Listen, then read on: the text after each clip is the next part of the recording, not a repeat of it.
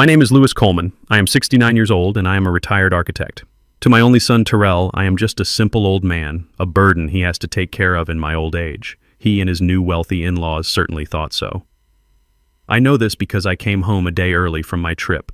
I found my wife Diane crying all alone in our living room, but from the kitchen, I could hear my son laughing. He was laughing loudly with his in-laws as they measured my walls, planning to move me and my wife down into the basement. They thought I was finished. They thought I was powerless. They didn't know that the simple old man they were trying to throw away was secretly a multimillionaire, and they didn't know that I had already set the trap for them. Before I continue this story, tell me in the comments where you are listening from.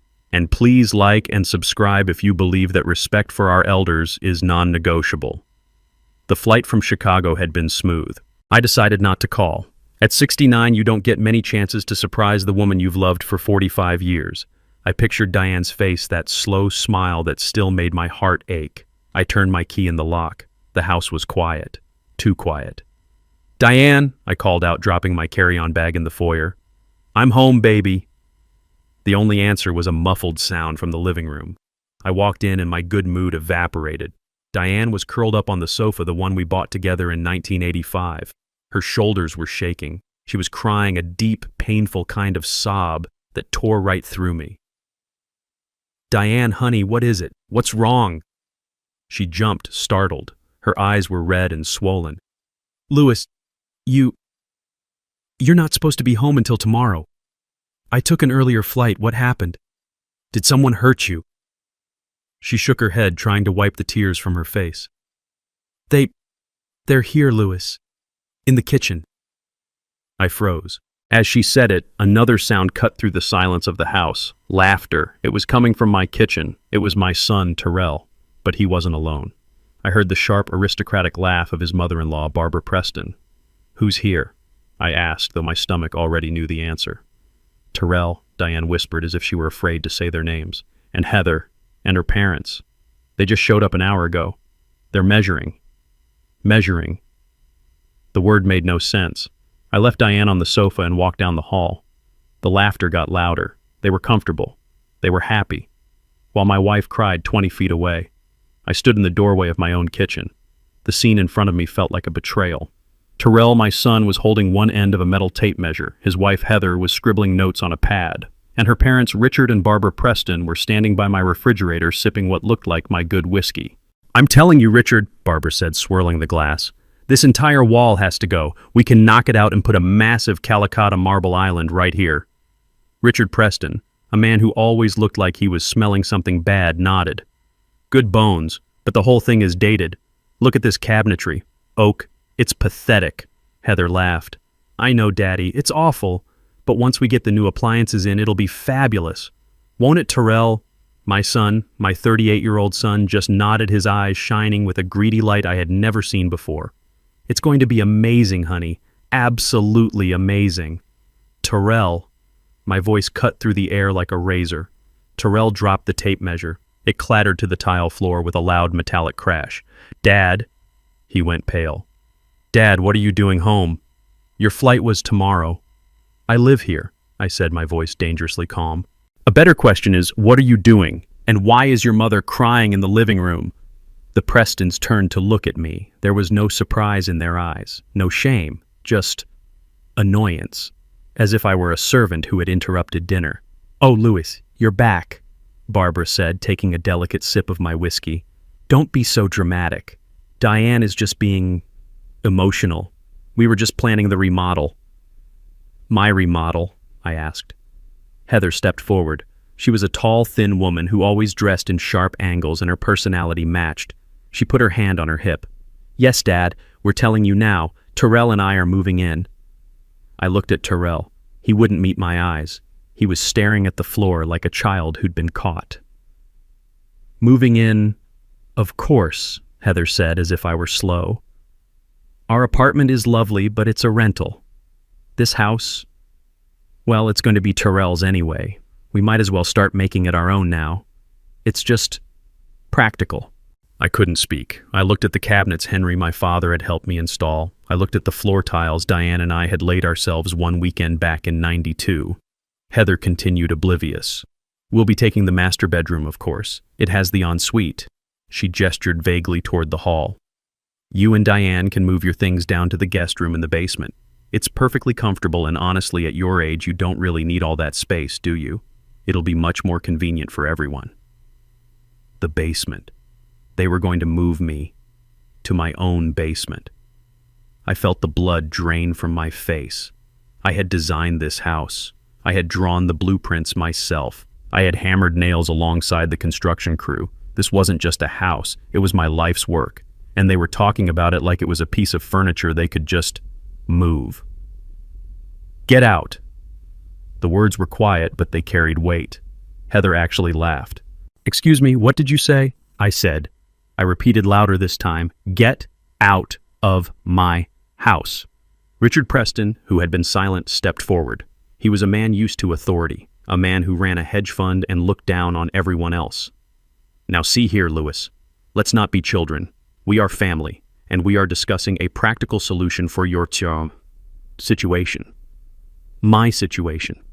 Your age, Barbara chimed in, setting her glass down. Your limited income. Terrell has been very open with us about his finances. We know how much he has to help you out every month.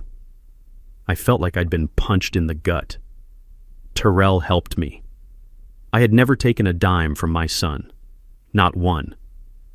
We think it's admirable, Barbara continued, her voice dripping with false sympathy. But it's a burden. And now that he's married to Heather, we are his family too. We've decided to shoulder that burden. We're going to take over this house. We'll handle the bills. We'll handle the maintenance. And in return, Richard added, you and Diane get a safe place to live, downstairs. It's more than fair. I turned to my son. He was still staring at the floor. His silence was his confession. Terrell. He flinched. Look at me. Slowly his eyes met mine. They were filled with shame, guilt, and something ugly. Weakness. Your wife is crying. I said, my voice shaking with a rage so profound it scared me. These people who I have never invited into my home are drinking my liquor and dividing my house like spoils of war. Tell them to get out. Tell them Terrell, now. This was it. The moment of truth.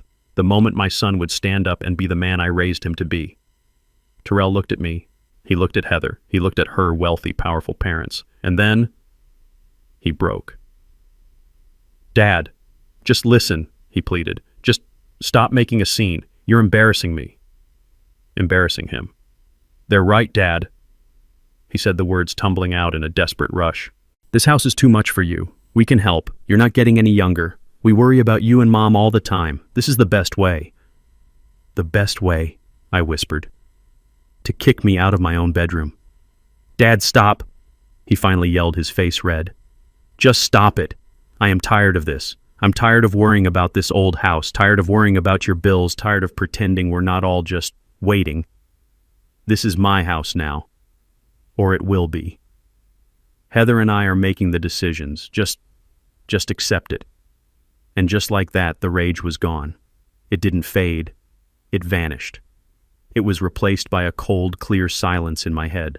The world sharpened. I saw my son not as the boy I had raised, but as a 38-year-old stranger, a parasite who had just confirmed my deepest, darkest fears. I saw his wife Heather smiling a smug look of victory on her face. I saw her parents looking at me with the detached pity of zookeepers observing an old lion. The son I knew was gone. I see, I said.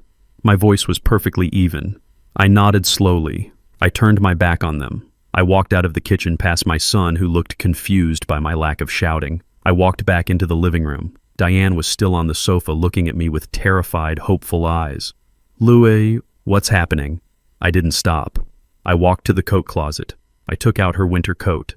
I walked back to her and held it open. Get your coat, Diane. What? She sniffled. Louis, what are you doing? We're leaving, I said.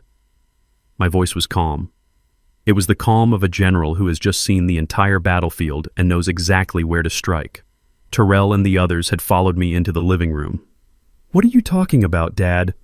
Terrell asked, his voice a mix of confusion and irritation. Where are you going? You can't just leave. I helped Diane to her feet, guiding her arms into the sleeves of her coat. She looked at me, her eyes asking 1,000 questions, but she trusted me. She always had. I picked up her small purse from the table. I turned to face my son. I looked at him, at his wife, at her parents.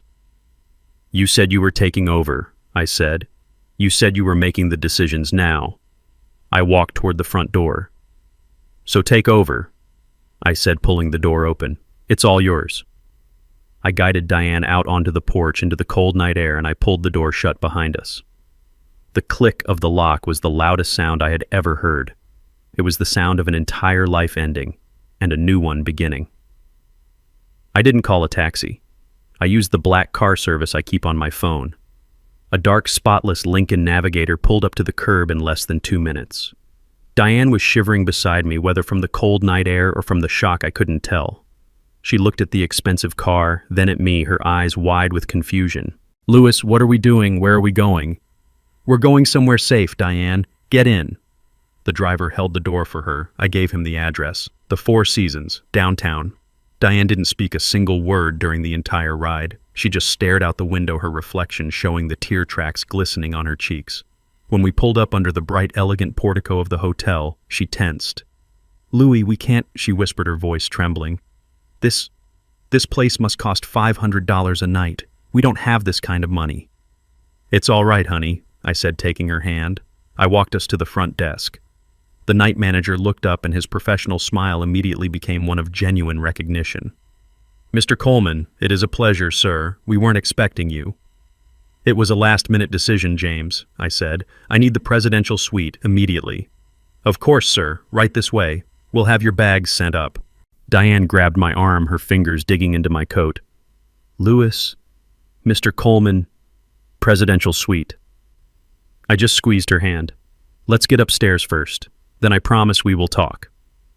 The suite was breathtaking. It was larger than the entire first floor of our house. Floor-to-ceiling windows wrapped around the living room, showing the entire city glittering below us like a carpet of diamonds. Diane walked into the center of the room and just stopped. She touched the smooth marble of a side table as if she wasn't sure it was real. "Louis," she said, her voice shaking badly now. "I am scared. What is happening? How do they know you here?" I took off my coat and laid it carefully on a chair. I sat her down on a plush velvet sofa that probably cost more than our old car. "Diane, I need you to just listen for a moment. I have to make a phone call. It is the most important call of our lives." I pulled out my phone. My hands were perfectly steady. The anger from the house had burned away all the shaking, leaving only cold, hard steel. I dialed a number I knew by heart, a number I hadn't called in almost a year. It rang twice in New York. "George Patterson speaking." "George, it's Louis Coleman." There was a sharp intake of breath on the other end of the line. "Louis, it's 3 a.m. here. This must be... Is it... It's time, George," I said. A heavy silence stretched across the line. "Are you absolutely certain?" George's voice was all business now. "You know what this means. Clause 7B is the nuclear button. It cannot be undone. It means Terrell is..." "I am certain," I said, my voice flat.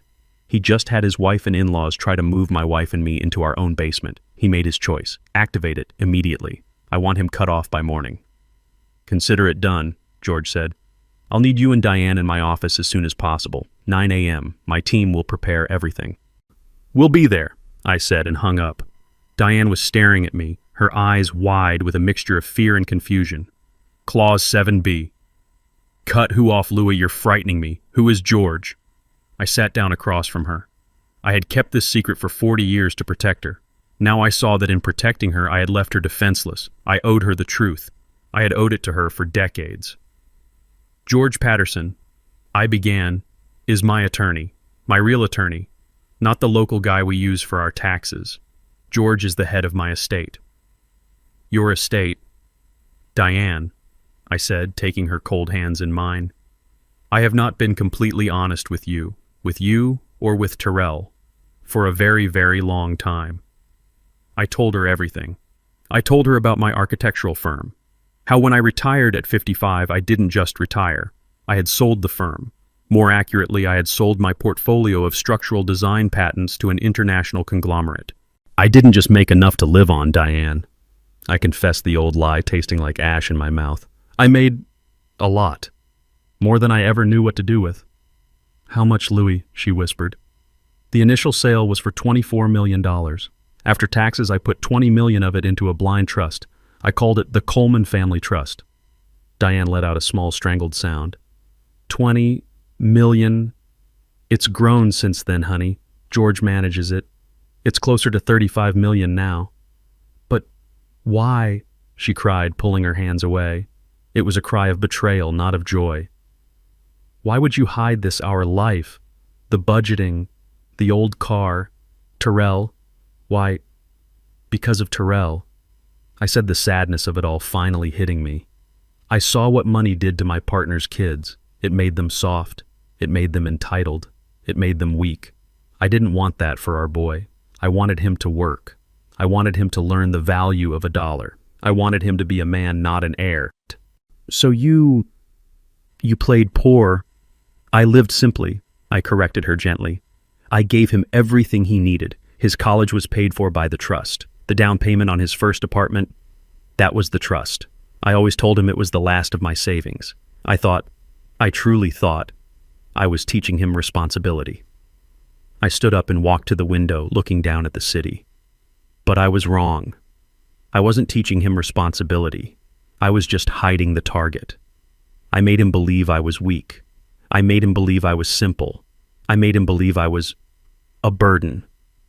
And he believed it. Diane was silent, trying to process 20 years of lies, trying to reconcile the man she married with the stranger sitting in this palace of a hotel room. So, the house, she finally asked, her voice small. The house they were measuring. The house they are trying to take. I turned to face her. That's the most important part, Diane.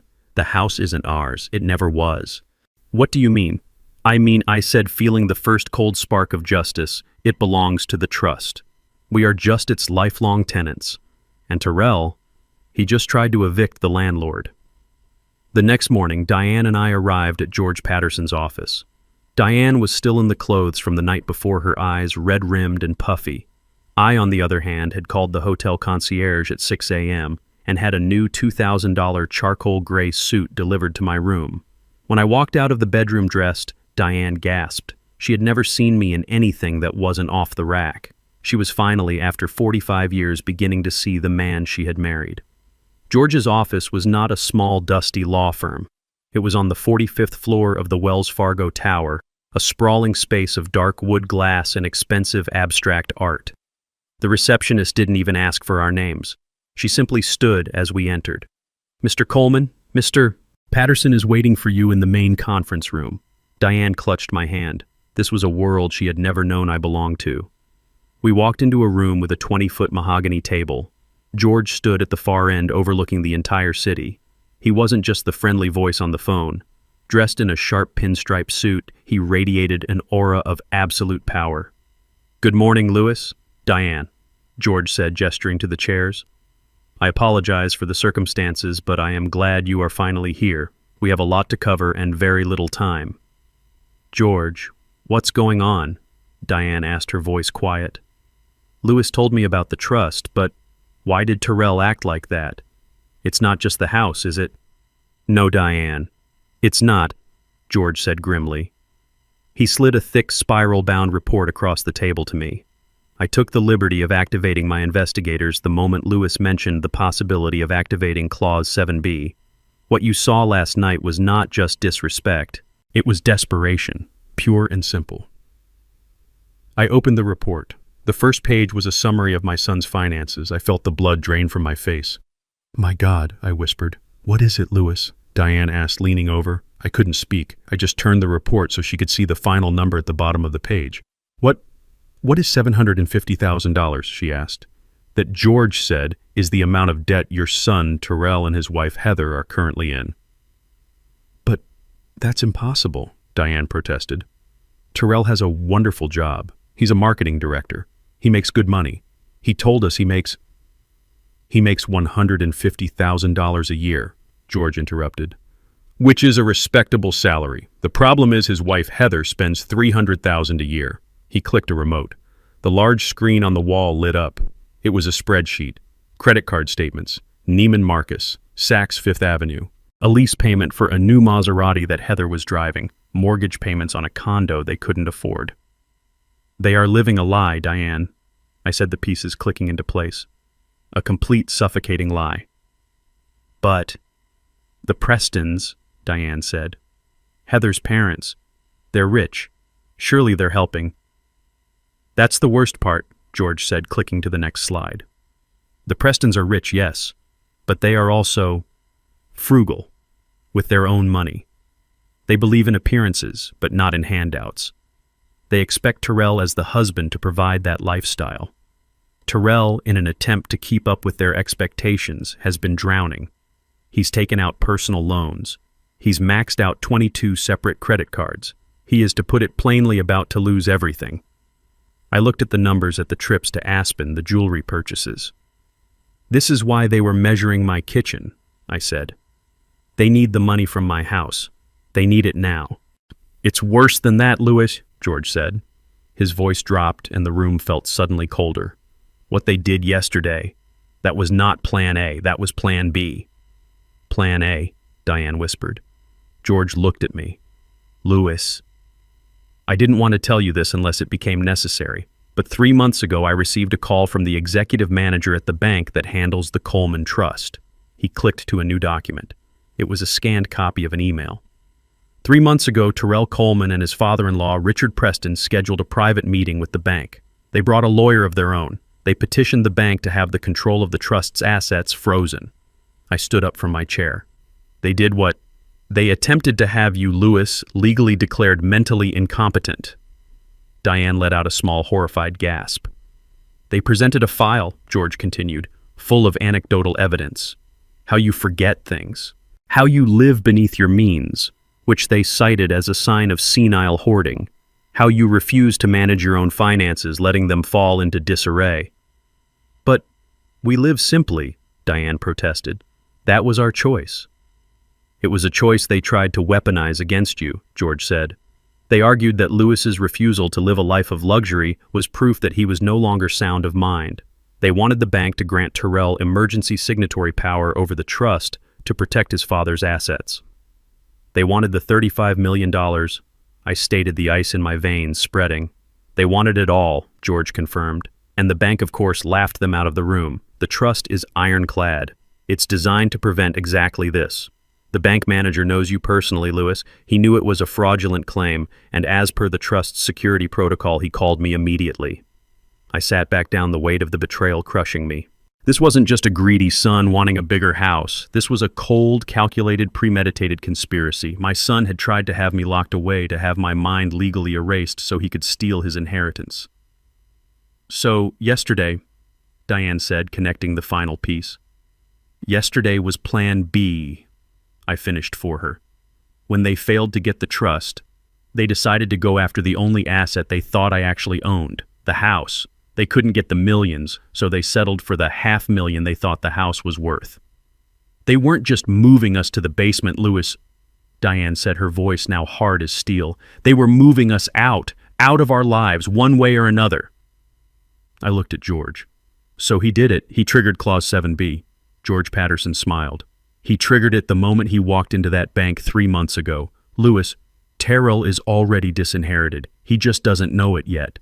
Diane's hands were shaking, but not from fear anymore. It was rage, a pure, cold rage I had never seen in her. They tried to have you committed, she whispered, her voice low and dangerous. They tried to lock you away. They did, I said, and they failed, so they came for the house. Those vultures, she hissed. Louis, what does this mean? What happens now? I looked at George. Tell her exactly what Terrell just did to himself. George steepled his fingers, looking at Diane with a calm, professional respect. Diane, when Louis and I set up this trust, he was worried about this exact scenario. He was worried that Terrell, surrounded by the wrong influences, might one day see him as a piggy bank rather than a father. So Louis had me write in a very specific, very punitive clause. We call it Clause 7B. What does it do? Diane asked. We nicknamed it the wolf in sheep's clothing clause, George said.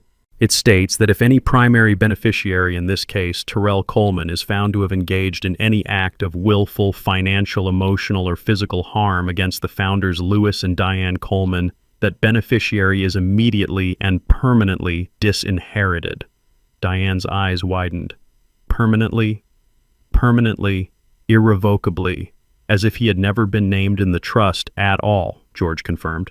The attempt to have Lewis declared mentally incompetent, an act of profound financial and emotional harm, triggered this clause 3 months ago. And yesterday, he added, their hostile attempt to take your home and banish you to the basement was the final undeniable nail in his coffin.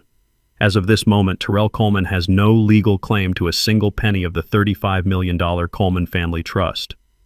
The words hung in the air. $35 million. Lost. Diane processed this. So, what happens to the money?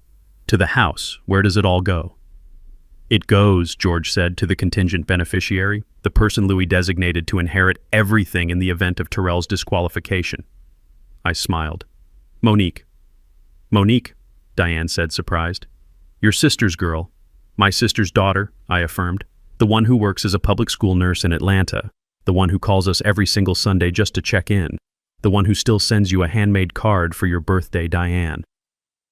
George nodded. I called Monique this morning. I explained the situation. She was shocked, to say the least. But she understands. She is flying in tonight. As of this moment, your niece is the legal heir to the entire estate, including the house at 124 Willow Creek. A heavy silence fell as we absorbed the sheer scale of the shift. Then a slow, cold smile spread across my face. He doesn't know, I whispered. No, George said. He has no idea. He just thinks he's dealing with a tired old man who lives in a house he can steal. They want the house, I said, a plan forming in my mind. They are so desperate for that $500,000 they are willing to destroy our lives for it. So, I said, looking at George, let's give it to them. Diane looked at me. Lewis, what are you talking about? The trap, Diane. They set their trap. Now we set ours. George caught on immediately. His eyes lit up. Oh, that is brilliant, Louis. Diabolical and perfectly legal. What are you two planning? Diane asked, her voice a mix of fear and excitement. George leaned forward. Your family. Diane thinks you are weak, old, and senile. They think they've won. They think Lewis ran away last night like a scared dog. They are arrogant, greedy, and stupid. We are going to use that arrogance against them. We are going to draft a new document, a transfer of property and care agreement. It will look official, I added. It will say that we, Lewis and Diane Coleman, in our frail state, agree to hand over the deed to the house. In exchange, George continued, for Terrell and Heather assuming all responsibility for our care. They won't be able to sign it fast enough, but the fine print, Diane, the fine print will be a work of art. What will it say? It will say, George beamed, that they, Terrell and Heather Coleman, along with their witnesses Richard and Barbara Preston, do hereby acknowledge and confirm that Lewis and Diane Coleman are in a vulnerable state, suffering from diminished capacity, and are unable to make their own financial and personal decisions. It will state that they are willingly and knowingly assuming control of all assets for this reason. It's not a transfer, it's a confession. A signed, witnessed, notarized confession of conspiracy and elder abuse. My heart was pounding now, not with fear, but with a cold, righteous fury. It's perfect, I said. They'll be so blinded by the prize they will sign their own death warrant. Let's do it, Diane said, her voice firm. I picked up my phone. My hand was steady. I dialed Terrell's number. He answered on the first ring. He must have been staring at his phone, panicking. Dad! Dad! Where are you, Mom? Is she okay? We've been so worried. His voice was a perfect imitation of a concerned son. It made me sick. I let out a long, weary sigh. I made my voice tremble. Terrell. Son. Dad. What's wrong? Your mother and I, we're at a lawyer's office. I said, playing the part of a broken, defeated man. We've been talking all night. And maybe you're right, son. I heard a sharp intake of breath on his end. Silence. What do you mean, Dad? He asked, his voice cautious, not daring to hope. We're old, I said, letting my voice crack. Diane is a wreck.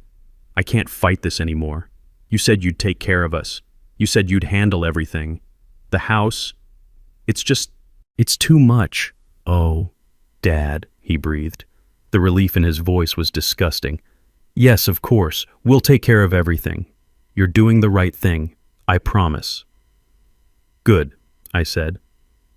Then, I need you to come down to the lawyer's office, George Patterson, in the Wells Fargo Tower. I want to sign the house over to you, officially. Let's just get this over with. There was a pause. I could almost hear the gears turning in his head, the greed overwhelming any tiny speck of caution. You're serious, he whispered. You'll sign the house over today. Yes, I said. 2 p.m. Bring Heather, and bring her parents. They seem to be involved. I want everyone here as witnesses, so it's all legal. Yes, Dad, absolutely. His voice was bright, triumphant. We'll be there 2 p.m. Don't you worry about a thing. We'll take care of you from now on. I know you will, son, I said. I know you will. I hung up the phone. I looked at Diane, her face pale but resolute. I looked at George, who was already dictating the terms of the agreement to his assistant. He's hooked, I said. George smiled. The trap is set. At precisely 2 o'clock in the afternoon, the heavy glass doors of the conference room swung open. My son Terrell and his wife Heather entered first. They were followed closely by her parents Richard and Barbara Preston. They were not the same people from the night before. They had gone home showered and dressed for what they clearly believed was their coronation day. Terrell wore his most expensive-looking suit, a navy blue one I'm sure was bought on credit. Heather was in a bright white pantsuit looking like a triumphant CEO about to close a major deal. Barbara Preston was dripping in gold jewelry, her smile sharp and predatory. Richard just looked smug, as if he had personally orchestrated this entire victory. Dad, Terrell said, walking over and placing a hand on my shoulder. His hand felt heavy, proprietary. I'm so glad you're seeing reason. This is for the best, for everyone. Heather glided over to Diane. Mother Diane, she said, her voice dripping with fake honey. You look so tired, poor thing. Don't you worry. From now on, we'll handle everything. You won't have to lift a finger. You won't regret this.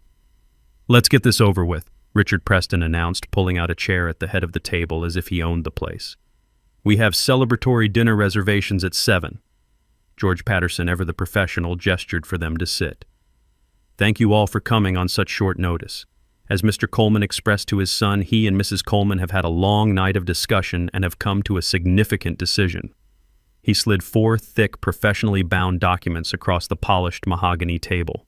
This, George said, is the care and property transfer agreement. It's a comprehensive document. Heather's eyes were practically glued to the cover sheet. She was vibrating with impatience. Let me summarize the key points. George continued, his voice a calm, legal monotone. The agreement states that Mr. and Mrs. Lewis Coleman, the founders, agree to transfer the full deed and title of the property at 124 Willow Creek to Mr. and Mrs. Terrell Coleman. Heather let out a small, sharp sigh of relief. In exchange, George went on, Mr. and Mrs. Terrell Coleman agree to provide comprehensive lifetime care for the founders. This includes, but is not limited to, housing, medical supervision, and all financial management. Yes, absolutely, we agree, Heather said, reaching for the pen in the center of the table. 100%. Where do we sign? George held up a hand. Patience, Mrs. Coleman. We must do this by the book. There are several signature pages. He turned to Richard and Barbara. And since you, Mr. and Mrs. Preston, were present during the initial family discussion last night and are here today, we would be grateful if you would sign as official witnesses to this agreement. Witnesses, of course, Richard said, puffing out his chest. Excellent, George said. Your signatures will be on page 8. It's just a standard witness attestation. It verifies that you are present, that you are party to this agreement, and that you can attest to the founder's state of mind. Their state of mind? Barbara asked, her smile tightening. Yes, George said smoothly, flipping through the pages. Right here. By signing, you attest that you have personally observed and agree that Lewis and Diane Coleman are now in a state requiring dedicated supervision and are making this decision based on their acknowledged inability to manage their own affairs. Richard and Barbara looked at each other and smiled. They thought this was brilliant. They thought this legally cemented their argument that we were senile. Of course, Richard said, nodding. We are happy to attest to that. We've been saying it for months. They are clearly in need of supervision. Wonderful, George said. Then please let's begin.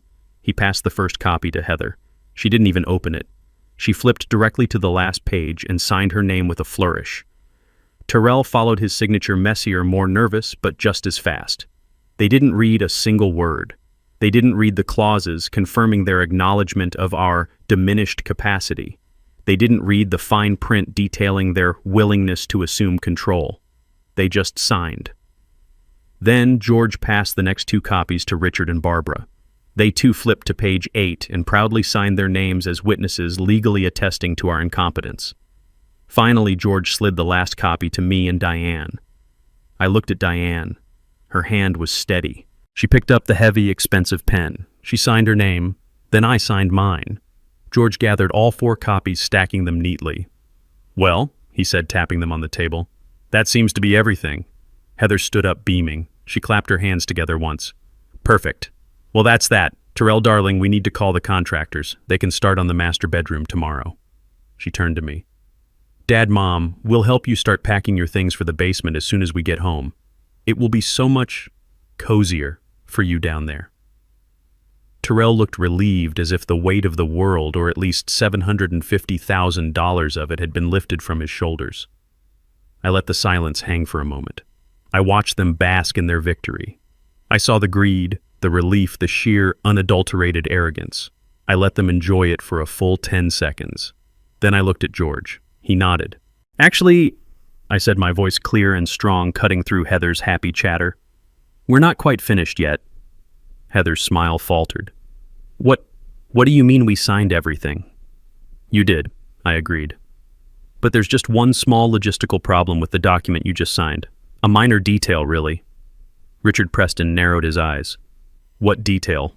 I leaned forward. The house. I don't actually own it. Heather's triumphant, beaming face was a picture of pure greed.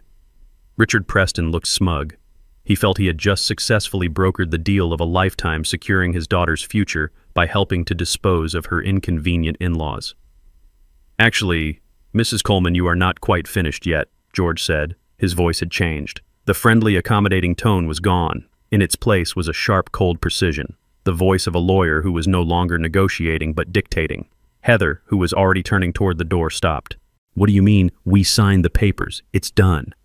I mean, George said, there is a small technical problem with the care and property transfer agreement you just signed.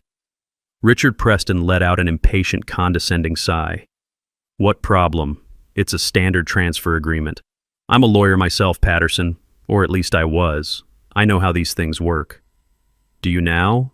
George asked, raising an eyebrow. Yes, Richard said dismissively. We checked the county records before we even came here. The property at 124 Willow Creek is registered to Lewis Coleman. He just signed his rights over. It's finished. Let's go. George Patterson smiled. It was not a nice smile. It was the smile of a hunter who had just watched the wolf walk right into a steel trap. That's where you are fundamentally wrong, Mr. Preston. You checked the public records. But you didn't, or rather couldn't, check the trust records. You see, Mr. Coleman's name is indeed on that deed, but it's listed only as the trust manager. The air in the room crackled. Tyrell, who had been looking relieved, now looked confused. What are you talking about? What trust? The actual legal and indisputable owner of that property, George continued, and has been for the past 20 years, is the Coleman Family Trust. The what? Heather's voice was a high-pitched squeak. The Coleman Family Trust, I said, speaking up for the first time since they had entered. My trust. The one I established in 2005, right after I sold my company. Tyrell looked at me, his face a mask of total blank confusion. You have a trust? What? Like a small bank account for retirement? No, son. I said, leaning forward. Not like a small bank account, like all the bank accounts. Barbara Preston let out a short, ugly laugh. A trust. Don't be ridiculous. You live in that sad little house. You drive that 10-year-old car. You're just a retired architect. What could you possibly have in a trust? A few $1,000s, this is a pathetic waste of our time. I looked at Barbara. I let her arrogance, her complete and total misjudgment hang in the air. I let her feel superior for one last glorious second. George, I asked, my voice calm, what is the current valuation of the Coleman Family Trust? George looked down at a different folder, a thick one they had not seen before. As of this morning's market open, Mr. Coleman, the trust's liquid and fixed assets are valued at $35,421,000 and change. The silence that followed was so profound I could hear the faint hum of the air conditioning. I could hear Diane let out a shaky breath beside me. She knew, but hearing the numbers said out loud in this room was still a shock. Terrell just stared at me. His mouth opened, then closed. No sound came out. Richard Preston's smug, fleshy face dissolved. He looked like he had been physically struck. 35 million. But the most beautiful reaction, the one I will treasure, was Heather's. Her face went through a rapid, spastic series of emotions. First complete confusion, then total disbelief, then a wild, ecstatic, all-consuming joy. Her eyes lit up like a Christmas tree. 35 million, she breathed, looking at Terrell, her voice trembling. Baby, we're rich. She actually started to laugh, a high-pitched, hysterical sound that was half sob. He has $35 million. Oh my God, Terrell, we're rich.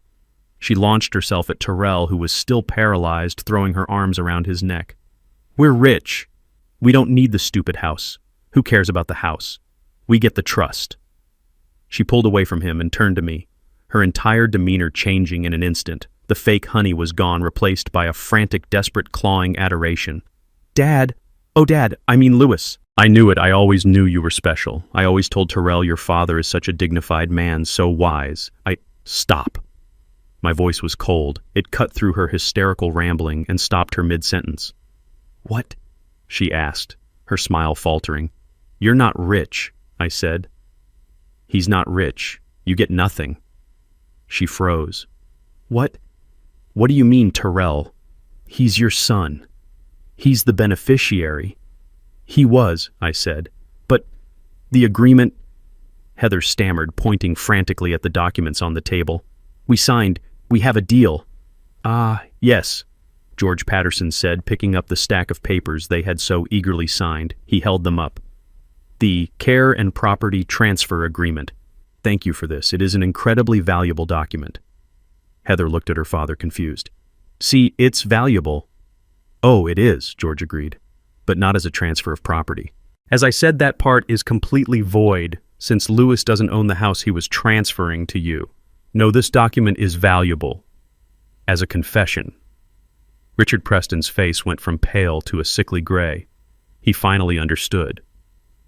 A confession, Terrell whispered. Yes, I said, looking right at my son.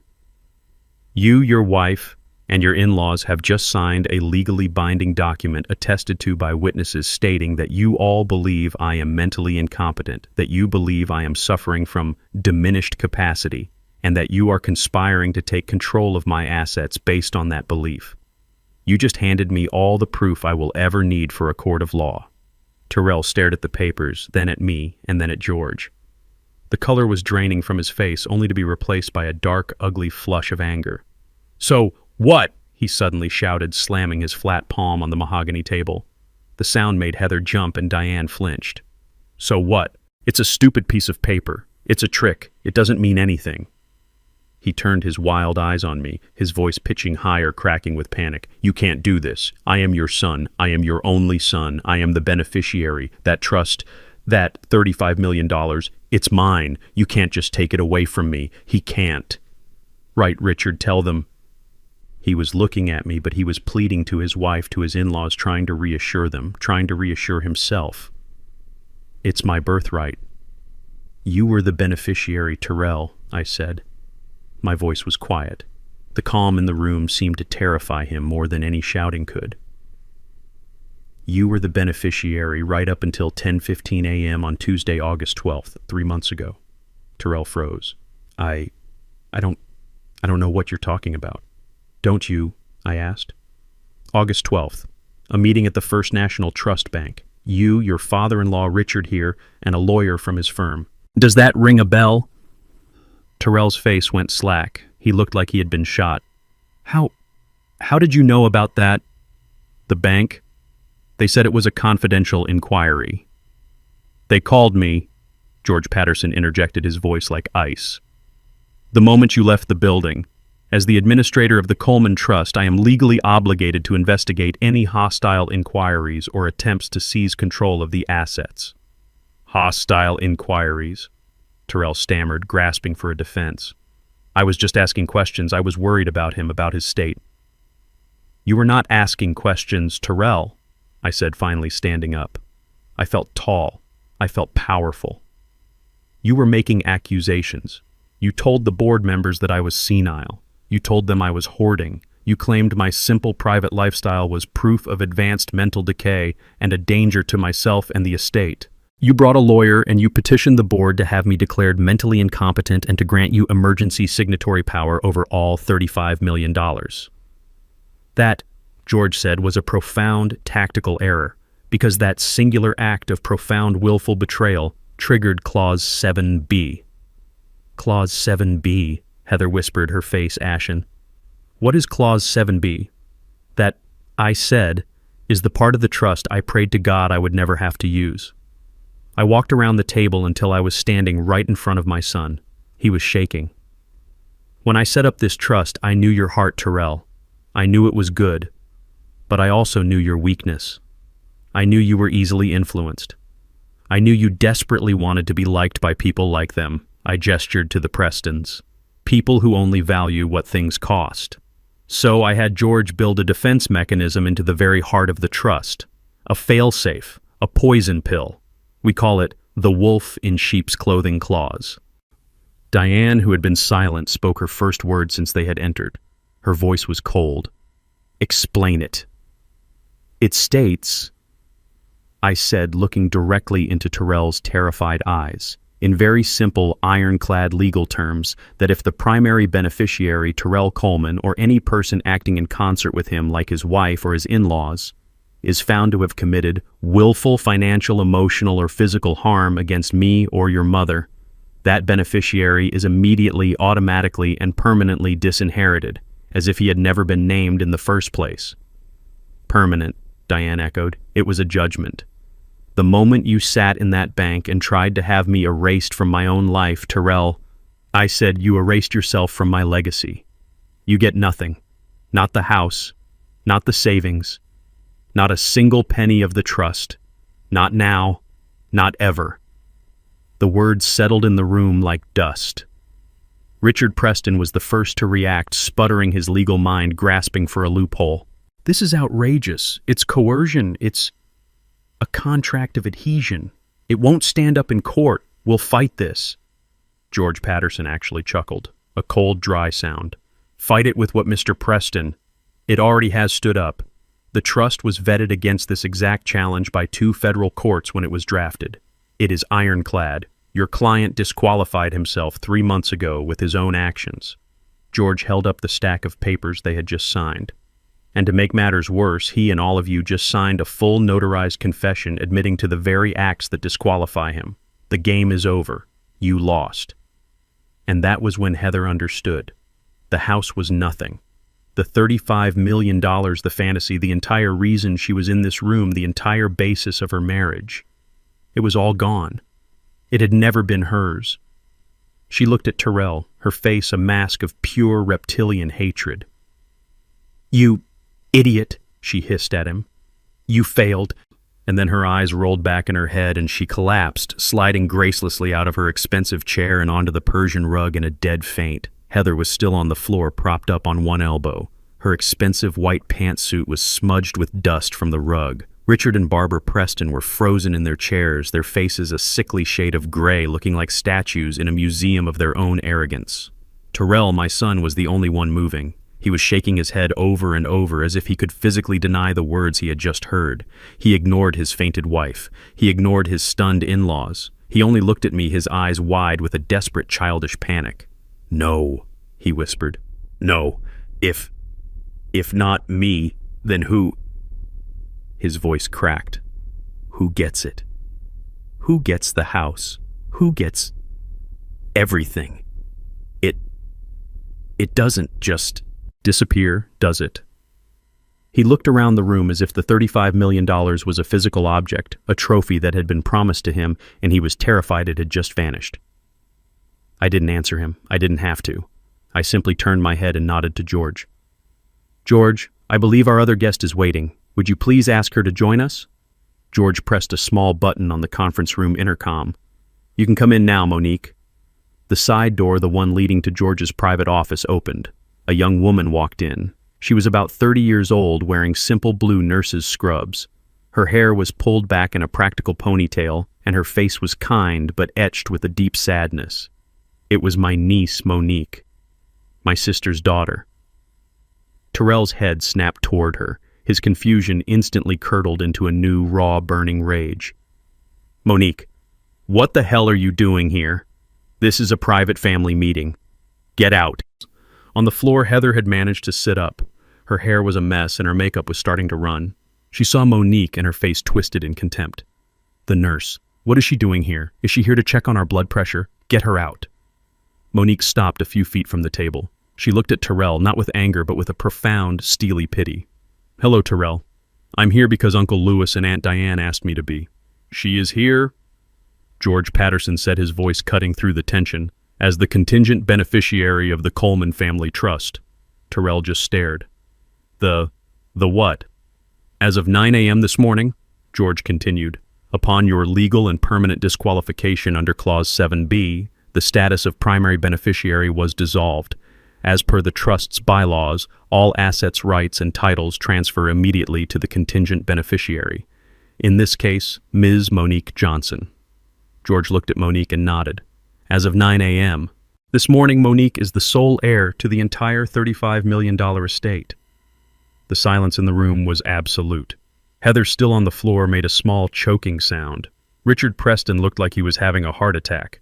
Terrell just shook his head, a wild, broken laugh escaping his lips. "Her? You're giving it all to her, a part-time nurse from Atlanta. This is a joke. This is the sickest joke I have ever heard." "It is not a joke, Terrell," Monique said. Her voice was quiet, but it filled the room. She stepped forward and placed a single crisp legal document on the table directly in front of him. It landed with a soft, final thud. "What is this?" Terrell whispered, afraid to touch it. "As the new legal administrator for the trust," Monique said, "which as you now know is the sole owner of the property at 124 Willow Creek, this is a formal legal notice of eviction." Heather scrambled to her feet, her white suit now rumpled and pathetic. "Eviction you can't evict us. That's our house." "No, Heather," Monique said, looking her dead in the eye for the first time. "It is my house now.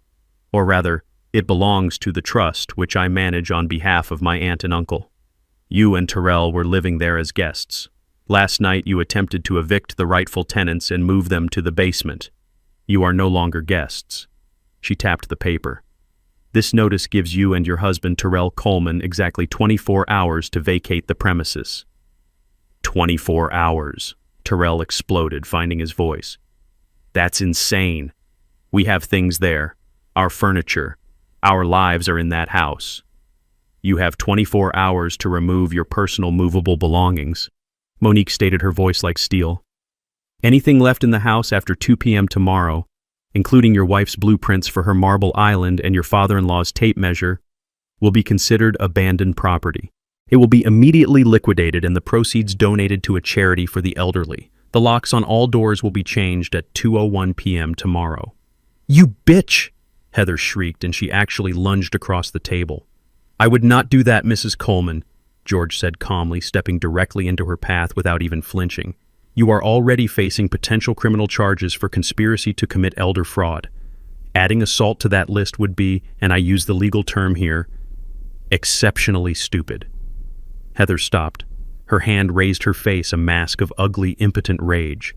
"As of this moment," Monique said, "you are all trespassing in this office, and if you set foot on the property at 124 Willow Creek again without my or my aunt and uncle's express written permission, I will have you arrested."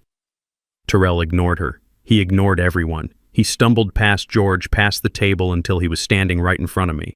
His face was a wreck of tears, snot, and sweat. "Her," he choked out, jabbing a finger toward Monique. "Over me, her why dad. I am your son, I'm your blood. She's just your sister's kid." I looked at my son. My heart was heavy, not with anger anymore, but with a vast, empty sadness. "You're right, Terrell," I said. "You're my blood, but she—" I turned and gestured to Monique, who was now standing beside Diane, holding her hand. "She is my family. She is the one who calls Diane every Sunday just to talk. She is the one who remembers my birthday not with a text message but with a handwritten card. She is the one who, when Diane had her knee surgery 2 years ago, flew in on her own dime and sat by her hospital bed for 3 days, sleeping in a chair without asking for a single thing in return. You are my son, Terrell. But she is my family." I looked him in the eye. You are just a disappointment." Richard Preston, his face a mask of purple rage, finally understood that the game was over. He was a man who detested losing, and he had just been checkmated in front of his entire family. He grabbed his wife Barbara by the arm, pulling her roughly to her feet.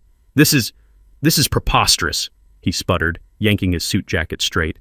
"A complete farce. We will not stay here to be insulted by this nurse and a senile old man who thinks he's a king." "He's right," Barbara chimed in frantically, brushing imaginary dust from her expensive silk blouse.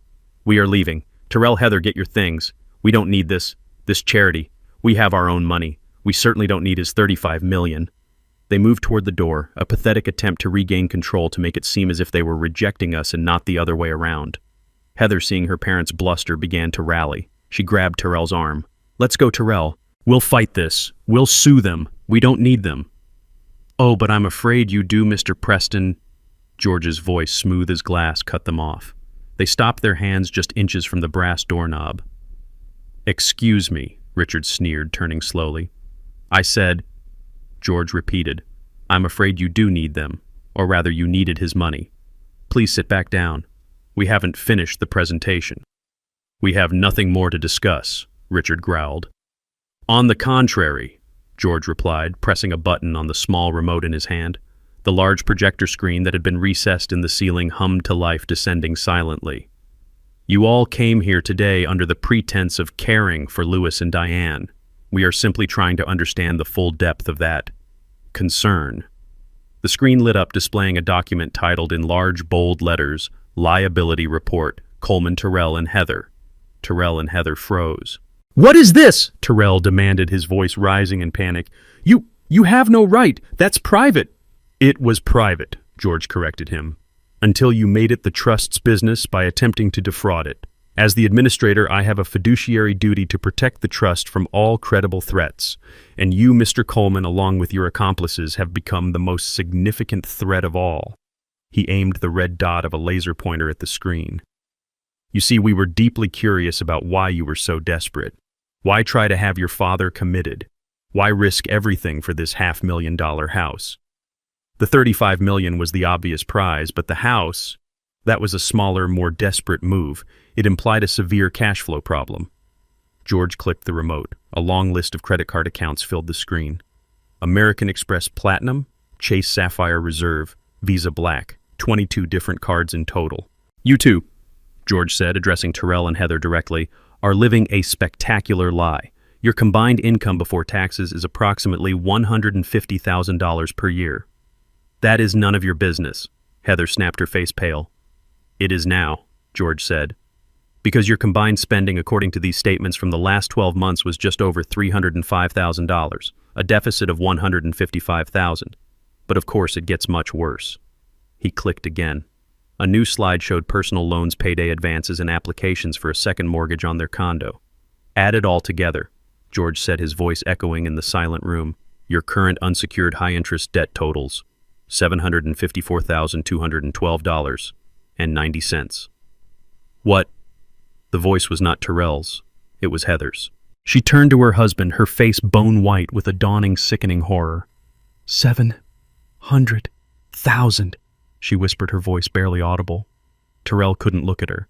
He was staring at the screen at the numbers that represented his total ruin, all of it exposed under the harsh fluorescent lights. You told me it was 200, she shrieked, her voice cracking. You told me it was a single bad business loan. You lied to me. Terrell finally looked at her, his face crumbling. I was going to fix it. I just needed one big win.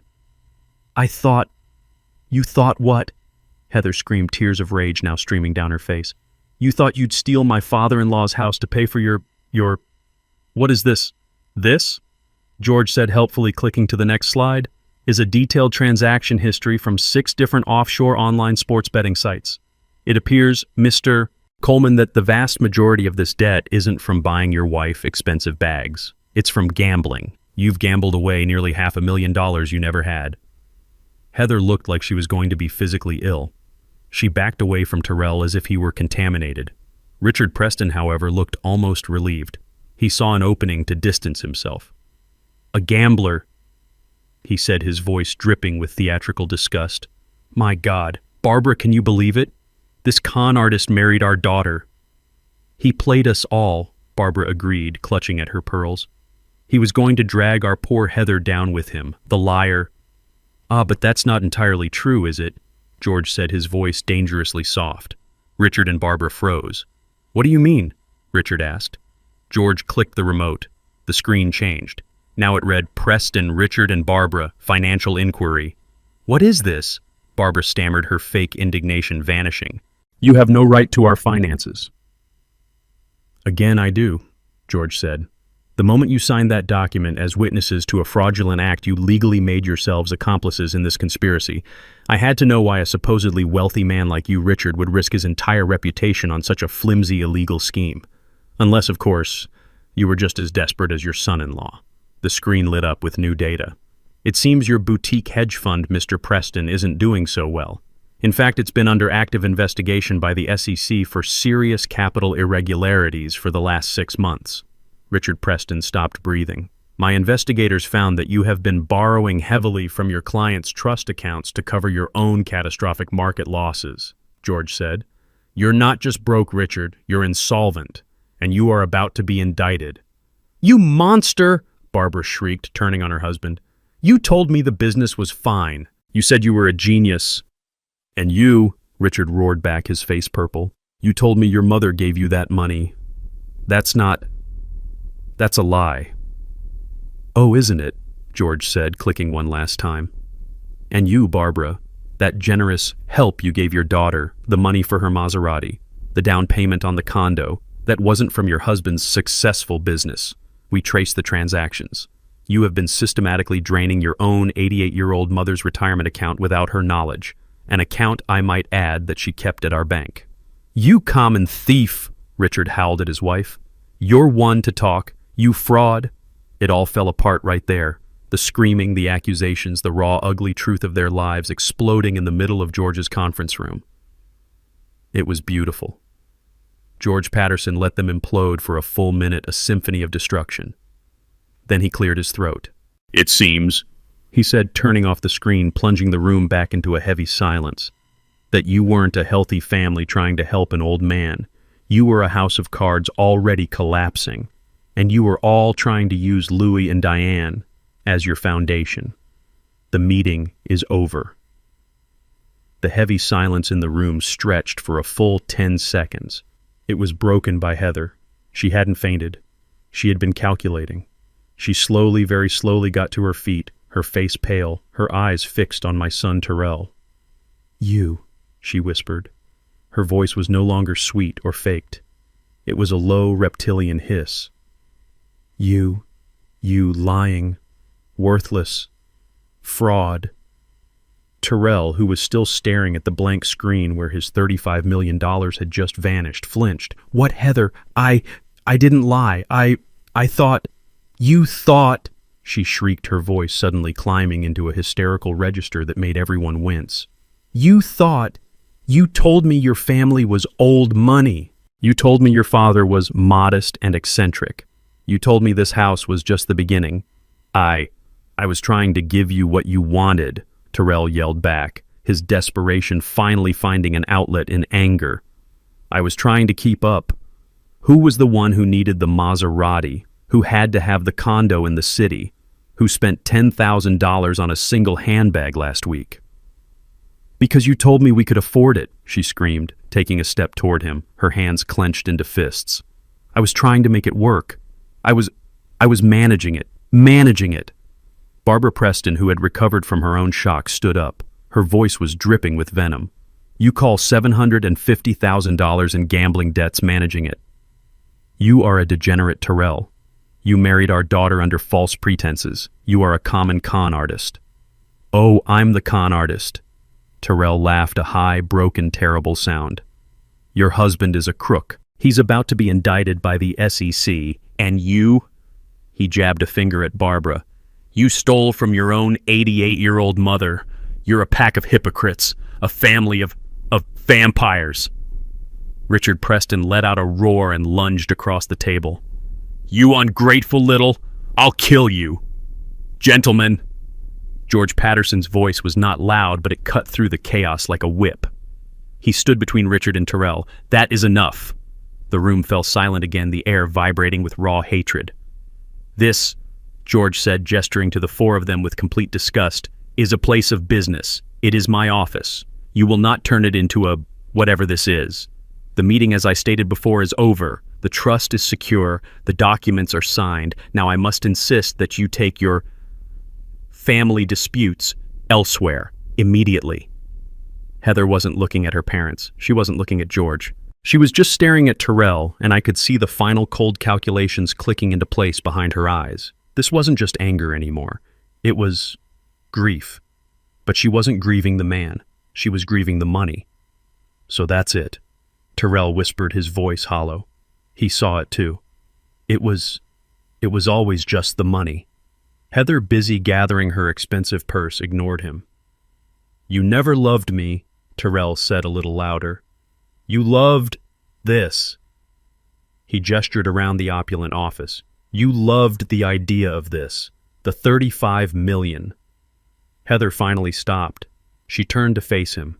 Her face was cold, composed, and stripped of all emotion, all the fake love, all the honeyed words. Well, he was rich, she said, her voice flat. And you were too stupid to even inherit it correctly. You couldn't even manage that one simple thing right. That was the bullet. I watched my son absorb it. I saw the last spark of the weak, desperate boy who had tried so hard to please her just die. He straightened up. He looked at her, truly looked at her as if for the very first time. You are a monster, he whispered. Heather just laughed, a short, ugly, humorless bark. No, Terrell, I'm just practical. And you turned out to be a very, very bad investment. She turned to her parents. Let's go. I need a drink. I need to call my lawyer. Wait, Terrell said. She turned back, her face a mask of irritation. What now? Are you going to beg? It won't work. Terrell slowly, deliberately held up his left hand. You forgot this. He twisted the simple gold wedding band off his finger. It was my own father's ring, the one I had given him when he told me he was getting married. He looked at it, then threw it on the polished floor. It skittered across the mahogany and came to rest right at her designer shoes.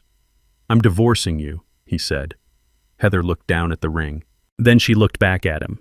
She laughed again, that same horrible, brittle laugh. Divorce me. You can't afford to divorce me, you fool. I'll take... Wait. She stopped. The final, terrible realization hit her. There's nothing to take. Exactly, I said from my chair. Heather's face crumpled. The last shred of her composure shattered into pure, unadulterated fury. She ripped the massive, glittering diamond ring, the one he had bought her with a fraudulent loan, off her own finger. Fine, she screamed. You want it? Have it. She didn't throw it on the floor. She threw it directly at his face. Terrell ducked, and the ring, worth a fortune he never had, hit the glass conference room wall behind him with a sharp tink. I would rather go home and live with my criminal parents. She spat, her voice thick with venom. Than spend one more second breathing the same air as a broke, pathetic failure like you. She grabbed Barbara's arm. Let's go. I'm calling my lawyer. I want an annulment. Barbara, looking completely defeated and 10 years older, let her daughter pull her from the room. Richard Preston was the last to leave. He didn't look at his wife or daughter. He stopped at the door, turned, and looked right at me. His eyes were cold, dead, and full of a hatred that was almost tangible. You, he growled, his voice low, you enjoyed this. You planned this whole thing, this entire humiliation. No, Richard, I said, meeting his gaze. I didn't plan. I just lived my life quietly. You planned. You conspired. You were the ones who were arrogant. I just had a better emergency exit. He stared at me for a long, terrible moment, the promise of future battles hanging in the air between us. Then he turned and followed his family out of the office, pulling the heavy door shut behind him. The sound of the latch clicking into place echoed in the sudden, profound silence. The heavy glass door clicked shut, and the room was plunged into a sudden, thick silence. The echoes of Heather's screaming and Richard's threats seemed to be sucked out of the room, leaving a vacuum. They were all gone. The Prestons with their fake wealth and real cruelty. Heather with her venom and her ambition. They had vanished like a bad dream. The only one left was Terrell. He hadn't left. He couldn't. He was a heap on the floor by the conference room door, a 38-year-old man in a rumpled suit sobbing into his hands. He was a man who had just lost his wife, his in-laws, his house, and a $35 million fortune, all in the span of 15 minutes. He was completely, utterly, and finally alone. Diane let out a long, shaky breath and sat down heavily in her chair. Monique, my niece, moved quietly to stand behind her, placing a comforting hand on her shoulder. George Patterson. My lawyer showed no emotion at all. He walked calmly back to the head of the table. He picked up the signed 10-page care and property transfer agreement, the confession, and tapped it neatly against the table. He placed it carefully into a new unmarked folder. Terrell didn't move. He just knelt on the expensive rug, his shoulders shaking with these awful, gasping, choked sobs. They were the sounds of a child who finally understands far too late that he is in terrible, irreversible trouble. I wanted to feel something, pity, anger, anything, but I just felt empty. I felt a vast, aching sadness for the boy I had raised and the man he had failed to become. I let him cry for a long, heavy minute. He needed to feel the absolute bottom of the pit he had dug for himself. Finally, George cleared his throat. Mr. Coleman. Terrell flinched at the formal name. He slowly, painfully pushed himself up from the floor. His face was a wreck, red and swollen, his suit stained with his own tears. He looked at George, his eyes wild with terror. Please, Terrell whispered. His voice was hoarse. Just let me go. I'll leave. I'll go to a motel. I won't bother you again. I have nothing. It's over. George Patterson stared at him, his face impassive. You are mistaken, Mr. Coleman. You still have a great many things. Terrell looked confused. What? You have criminal liabilities, George stated. Terrell's head snapped up. What are you talking about? It's over. It's a family matter, an inheritance thing. You won. You took it all. This was never a meeting about an inheritance, Terrell, George said, his voice dropping, becoming the sharp, clinical voice of a prosecutor. This was a meeting to finalize the evidence against you.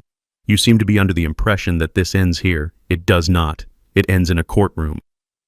Evidence for what? For what? George actually pulled a new yellow legal pad from his briefcase and clicked his pen. Let's list them, shall we? First, he said, conspiracy to commit felony elder fraud. You, your wife, and your in-laws conspired to deprive your parents of their legal property by making fraudulent claims of mental incompetence. He held up the stack of papers they had all signed. A charge to which you have all very helpfully just confessed to in writing, with witnesses. Terrell began to shake a visible tremor that started in his hands. No, we just thought... Second. George continued writing on the pad. Attempted wire and bank fraud, a federal offense.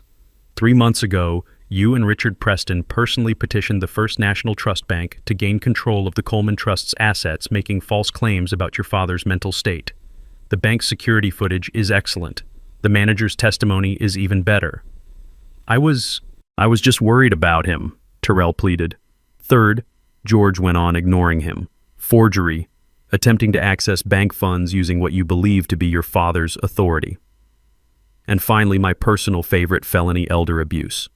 You intentionally and systematically inflicted profound emotional and mental distress on your parents, both citizens over the age of 65, for the explicit purpose of financial gain, in this state that carries a mandatory minimum prison sentence. The word hung in the air. Prison. Terrell's face went from pale to a sickly greenish white. He wasn't crying anymore. He looked like he was going to be sick. Jail, he whispered, his voice cracking. You're talking about jail. I'm talking about prison, Terrell. George said, his voice like ice. Men like Richard Preston, white-collar criminals, they get prison. But men like you who gamble away $750,000 and then try to defraud their elderly parents to cover it up, judges are not kind to men like you. Terrell's legs buckled and he collapsed back into the nearest chair. He didn't look at George. He didn't look at Diane. He turned his wide, terrified, pleading eyes to me. Dad, he choked out. Dad, please. You wouldn't. He stumbled out of the chair and fell to his knees in front of me. He grabbed the legs of my new suit. Dad, please, you wouldn't send your son to prison.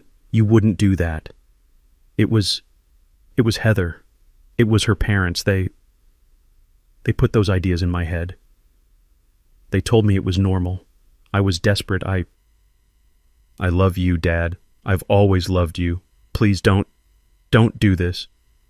I looked down at the 38-year-old man sobbing at my feet. You love me, I repeated. The words felt like gravel in my mouth. You tried to have me declared insane and locked away in a nursing home, Terrell. Is that what love looks like to you? You stood in my kitchen in my house and you told me I should just accept being moved to the basement. I didn't, he sobbed.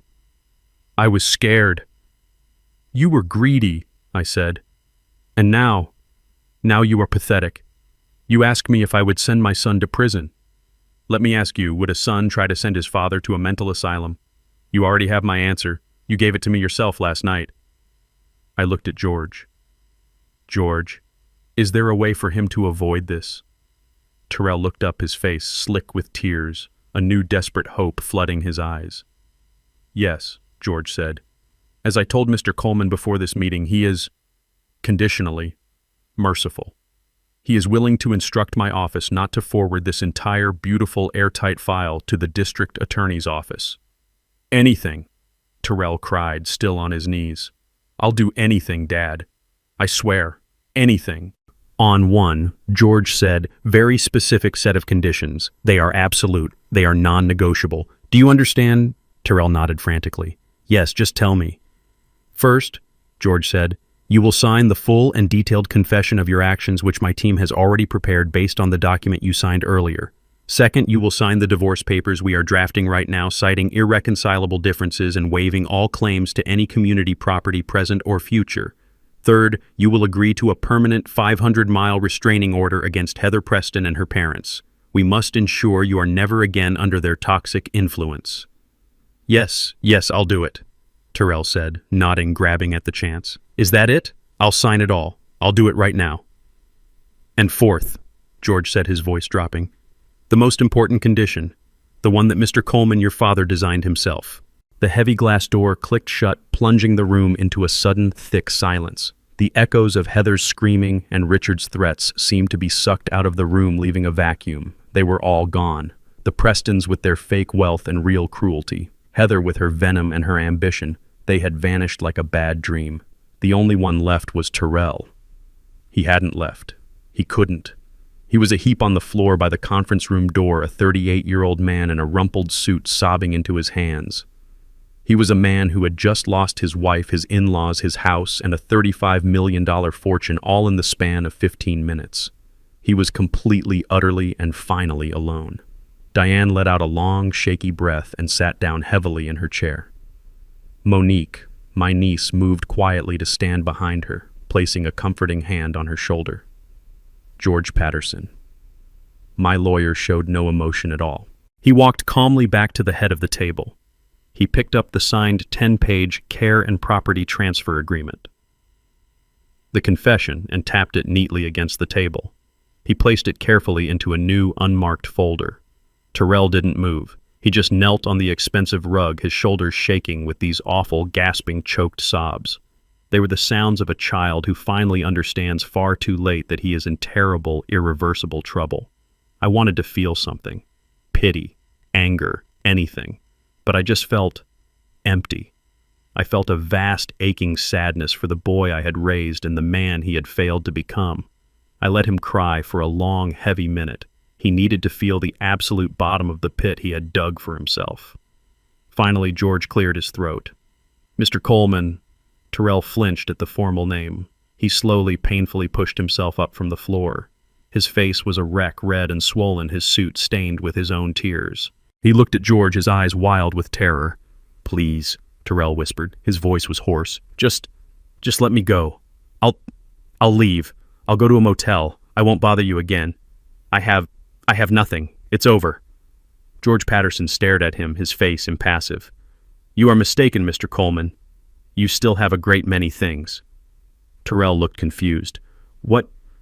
"You have criminal liabilities," George stated. Terrell's head snapped up. What are you talking about? It's over. It's a family matter, an inheritance thing. You won. You took it all." "This was never a meeting about an inheritance, Terrell," George said, his voice dropping, becoming the sharp, clinical voice of a prosecutor. "This was a meeting to finalize the evidence against you. You seem to be under the impression that this ends here. It does not. It ends in a courtroom." "Evidence for what? For what?" George actually pulled a new yellow legal pad from his briefcase and clicked his pen. "Let's list them, shall we? First," he said, "conspiracy to commit felony elder fraud. You, your wife, and your in-laws conspired to deprive your parents of their legal property by making fraudulent claims of mental incompetence." He held up the stack of papers they had all signed. "A charge to which you have all very helpfully just confessed to in writing, with witnesses." Terrell began to shake a visible tremor that started in his hands. "No, we just thought." "Second," George continued writing on the pad, "attempted wire and bank fraud, a federal offense. 3 months ago, you and Richard Preston personally petitioned the First National Trust Bank to gain control of the Coleman Trust's assets, making false claims about your father's mental state. The bank's security footage is excellent. The manager's testimony is even better." I was just worried about him," Terrell pleaded. "Third," George went on, ignoring him, "forgery, attempting to access bank funds using what you believe to be your father's authority. And finally, my personal favorite, felony elder abuse. You intentionally and systematically inflicted profound emotional and mental distress on your parents, both citizens over the age of 65, for the explicit purpose of financial gain. In this state that carries a mandatory minimum prison sentence." The word hung in the air. Prison. Terrell's face went from pale to a sickly greenish white. He wasn't crying anymore. He looked like he was going to be sick. "Jail," he whispered, his voice cracking. You're talking about jail." "I'm talking about prison, Terrell," George said, his voice like ice. "Men like Richard Preston, white-collar criminals, they get prison. But men like you who gamble away $750,000 and then try to defraud their elderly parents to cover it up. Judges are not kind to men like you." Terrell's legs buckled and he collapsed back into the nearest chair. He didn't look at George. He didn't look at Diane. He turned his wide, terrified, pleading eyes to me. "Dad," he choked out. "Dad, please. You wouldn't." He stumbled out of the chair and fell to his knees in front of me. He grabbed the legs of my new suit. "Dad, please. You wouldn't send your son to prison. You wouldn't do that. It was Heather. It was her parents. They put those ideas in my head. They told me it was normal. I was desperate. I love you, Dad. I've always loved you. Please don't do this." I looked down at the 38-year-old man sobbing at my feet. "You love me," I repeated. The words felt like gravel in my mouth. "You tried to have me declared insane and locked away in a nursing home, Terrell. Is that what love looks like to you? You stood in my kitchen in my house and you told me I should just accept being moved to the basement. I didn't," he sobbed. I was scared. You were greedy, I said. And now you are pathetic. You asked me if I would send my son to prison. Let me ask you, would a son try to send his father to a mental asylum? You already have my answer. You gave it to me yourself last night. I looked at George. George, is there a way for him to avoid this? Tyrell looked up, his face slick with tears, a new, desperate hope flooding his eyes. Yes, George said. As I told Mr. Coleman before this meeting, he is conditionally merciful. He is willing to instruct my office not to forward this entire beautiful airtight file to the district attorney's office. Anything, Tyrell cried, still on his knees. I'll do anything, Dad, I swear, anything. On one, George said, very specific set of conditions. They are absolute, they are non-negotiable. Do you understand? Tyrell nodded frantically. Yes, just tell me.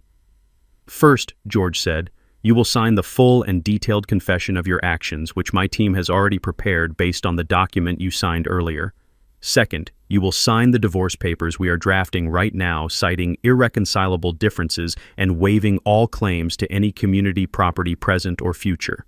Third, you will agree to a permanent 500-mile restraining order against Heather Preston and her parents. We must ensure you are never again under their toxic influence. Yes, I'll do it, Tyrell said, nodding, grabbing at the chance. Is that it? I'll sign it all. I'll do it right now. And fourth, George said, his voice dropping, the most important condition, the one that Mr. Coleman, your father, designed himself. Tyrell was still on his knees, looking up at George, waiting for the final blow. He was a cornered animal ready for anything. But before George could speak, Diane held up her hand. Wait, George, just wait. She had been silent, a ghost in the room, absorbing every awful revelation. Now she stood up from her chair. She walked past me, past Monique, and stood over her son. I expected to see her usual softness. I expected tears. But her face was hard. It was the face of a mother who had been betrayed to her very core. Before we talk about conditions, she said, her voice shaking but clear, I need to know one thing. Tyrell looked up at her, his face a mess. Mom, anything. Why? She asked. It was the simplest question in the world and the most complicated. Just why we loved you, Tyrell. We gave you everything. We worked so hard. Your father, he built this legacy, this secret to protect you. And you tried to destroy him. You looked at us, your own parents, and you saw what a burden, an obstacle. What did we do? What did I do to make you hate us so much? This question was more devastating than any legal threat. This was his mother asking him how he had become a monster. Tyrell couldn't answer. He just broke. He buried his face in his hands, and his sobs echoed in the silent, expensive room. I don't hate you, he choked out, his voice muffled. I don't. I just... You just what? Diane demanded. What was more important than us? He looked up, and the truth, the ugly, pathetic truth, finally came pouring out of him. I was ashamed, he yelled, the words ripping from his throat. I was always ashamed. I frowned. Ashamed of what? We gave you a good home. We gave you an education. You don't get it, he cried, looking at me. You never got it. I grew up in that simple house, that humble house. I went to the state university while all my friends went to Yale and Harvard. You were an architect, Dad, but you drove a 10-year-old Honda and fixed your own roof. Mom, you were a homemaker, but you cut coupons and shopped at discount stores. You called it frugal. You called it valuing labor. He laughed that broken, terrible laugh again. You know what they called it, my friends? They called it poor. They called it cheap. So you were ashamed of us, I said. It wasn't a question. And then he continued, ignoring me. I met Heather and her family, Richard, Barbara. They had things. They didn't just have money, they had class. They talked about summers in the Hamptons, skiing in Gestad clubs that I didn't even know existed. They were better. They are criminals, Monique said, speaking for the first time. I didn't know that then, Tyrell screamed at her. I just knew they were everything I wasn't. I wanted to be one of them. I wanted Heather. And to get her, I had to lie. I told her you were old money. I told her you were eccentric, and that you were modest by choice, but that you were secretly loaded. He looked at me, a bitter irony in his eyes. Turns out, I wasn't even lying, was I? You were loaded. You just never told me. The lie just got bigger. He went on, his voice dropping to a whisper. I had to buy her the ring. I took out a loan. I had to take her on vacations we couldn't afford. I took out another loan. Then I had to keep up. The condo, the car, the dinners, and the betting. I thought I could make one big score. Just one. Pay it all off. Live the life I was pretending to have. But you didn't win, I said. I never won, he whispered. I just lost, and lost, and lost. So you came for us, Diane said, her voice flat. When your lies ran out, you came for us. Terrell nodded, his shoulders slumping in total defeat. Heather's parents were coming to town. They wanted to see the estate. They wanted to meet the eccentric parents. I was trapped. I knew the moment they saw the house, the moment they met you. The jig was up. They would see you just as you were. Simple. And you couldn't have that, I said. No, I couldn't. So the plan to declare me incompetent, it was Richard's idea, he said, grabbing at the excuse. He said it was a standard high net worth move, that it was estate planning to protect the assets from erratic decisions. I went along with it. I thought, if I could just get control of the money, I could fix everything before you even knew it was gone. And when that failed, I pressed. What was the plan last night, Terrell? He wouldn't look at me. He looked at the floor. Tell me. It was desperation, he mumbled. Heather and her parents. They said we had to take control, that you were an obstacle, a burden. They said if we moved in, took charge, showed you that we were the ones in control, you would just give up. Give up, Diane repeated, horrified. You were trying to break our spirits. We were going to sell the house, he admitted.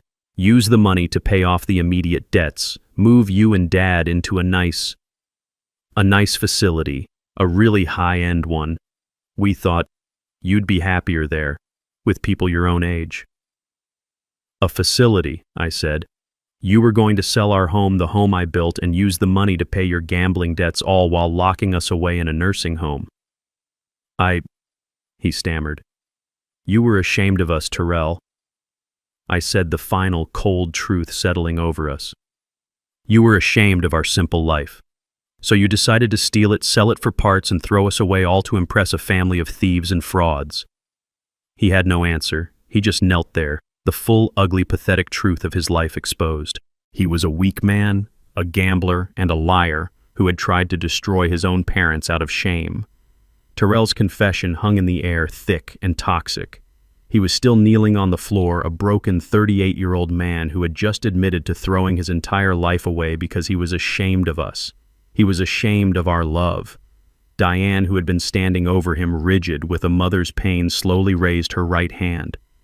I saw it coming, but I did nothing to stop it. The sound of her palm connecting with his cheek echoed in the high-ceilinged room. It was not a gentle tap. It was a hard, sharp slap that snapped Terrell's head to the side. That, she said, her voice trembling with a fury I had never heard from her in 45 years. That is for making me cry. That is for the terror you put us through.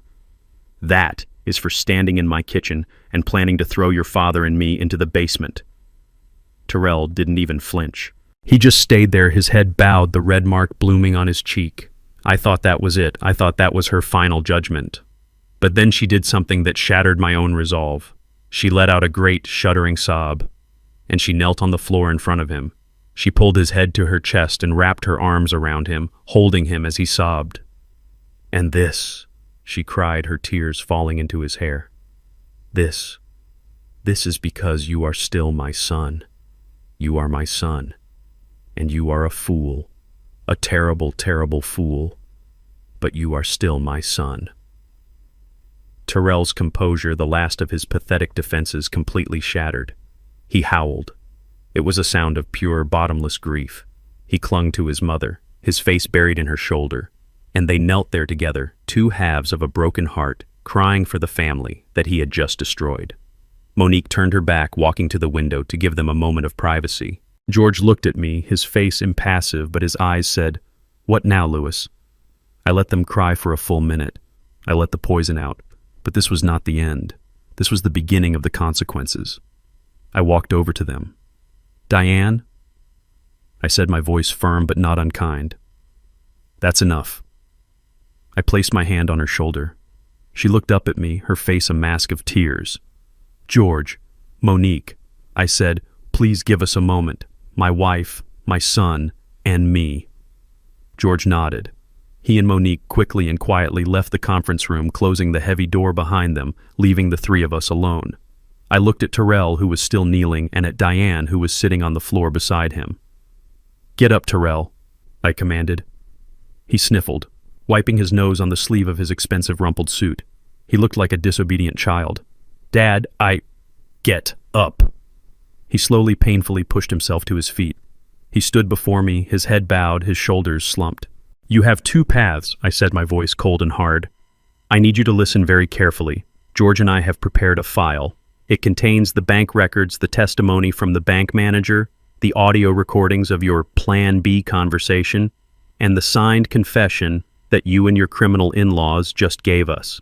It is enough to send you, Heather, and both her parents to prison for a very long time. That is path A. You and I and your mother never speak again."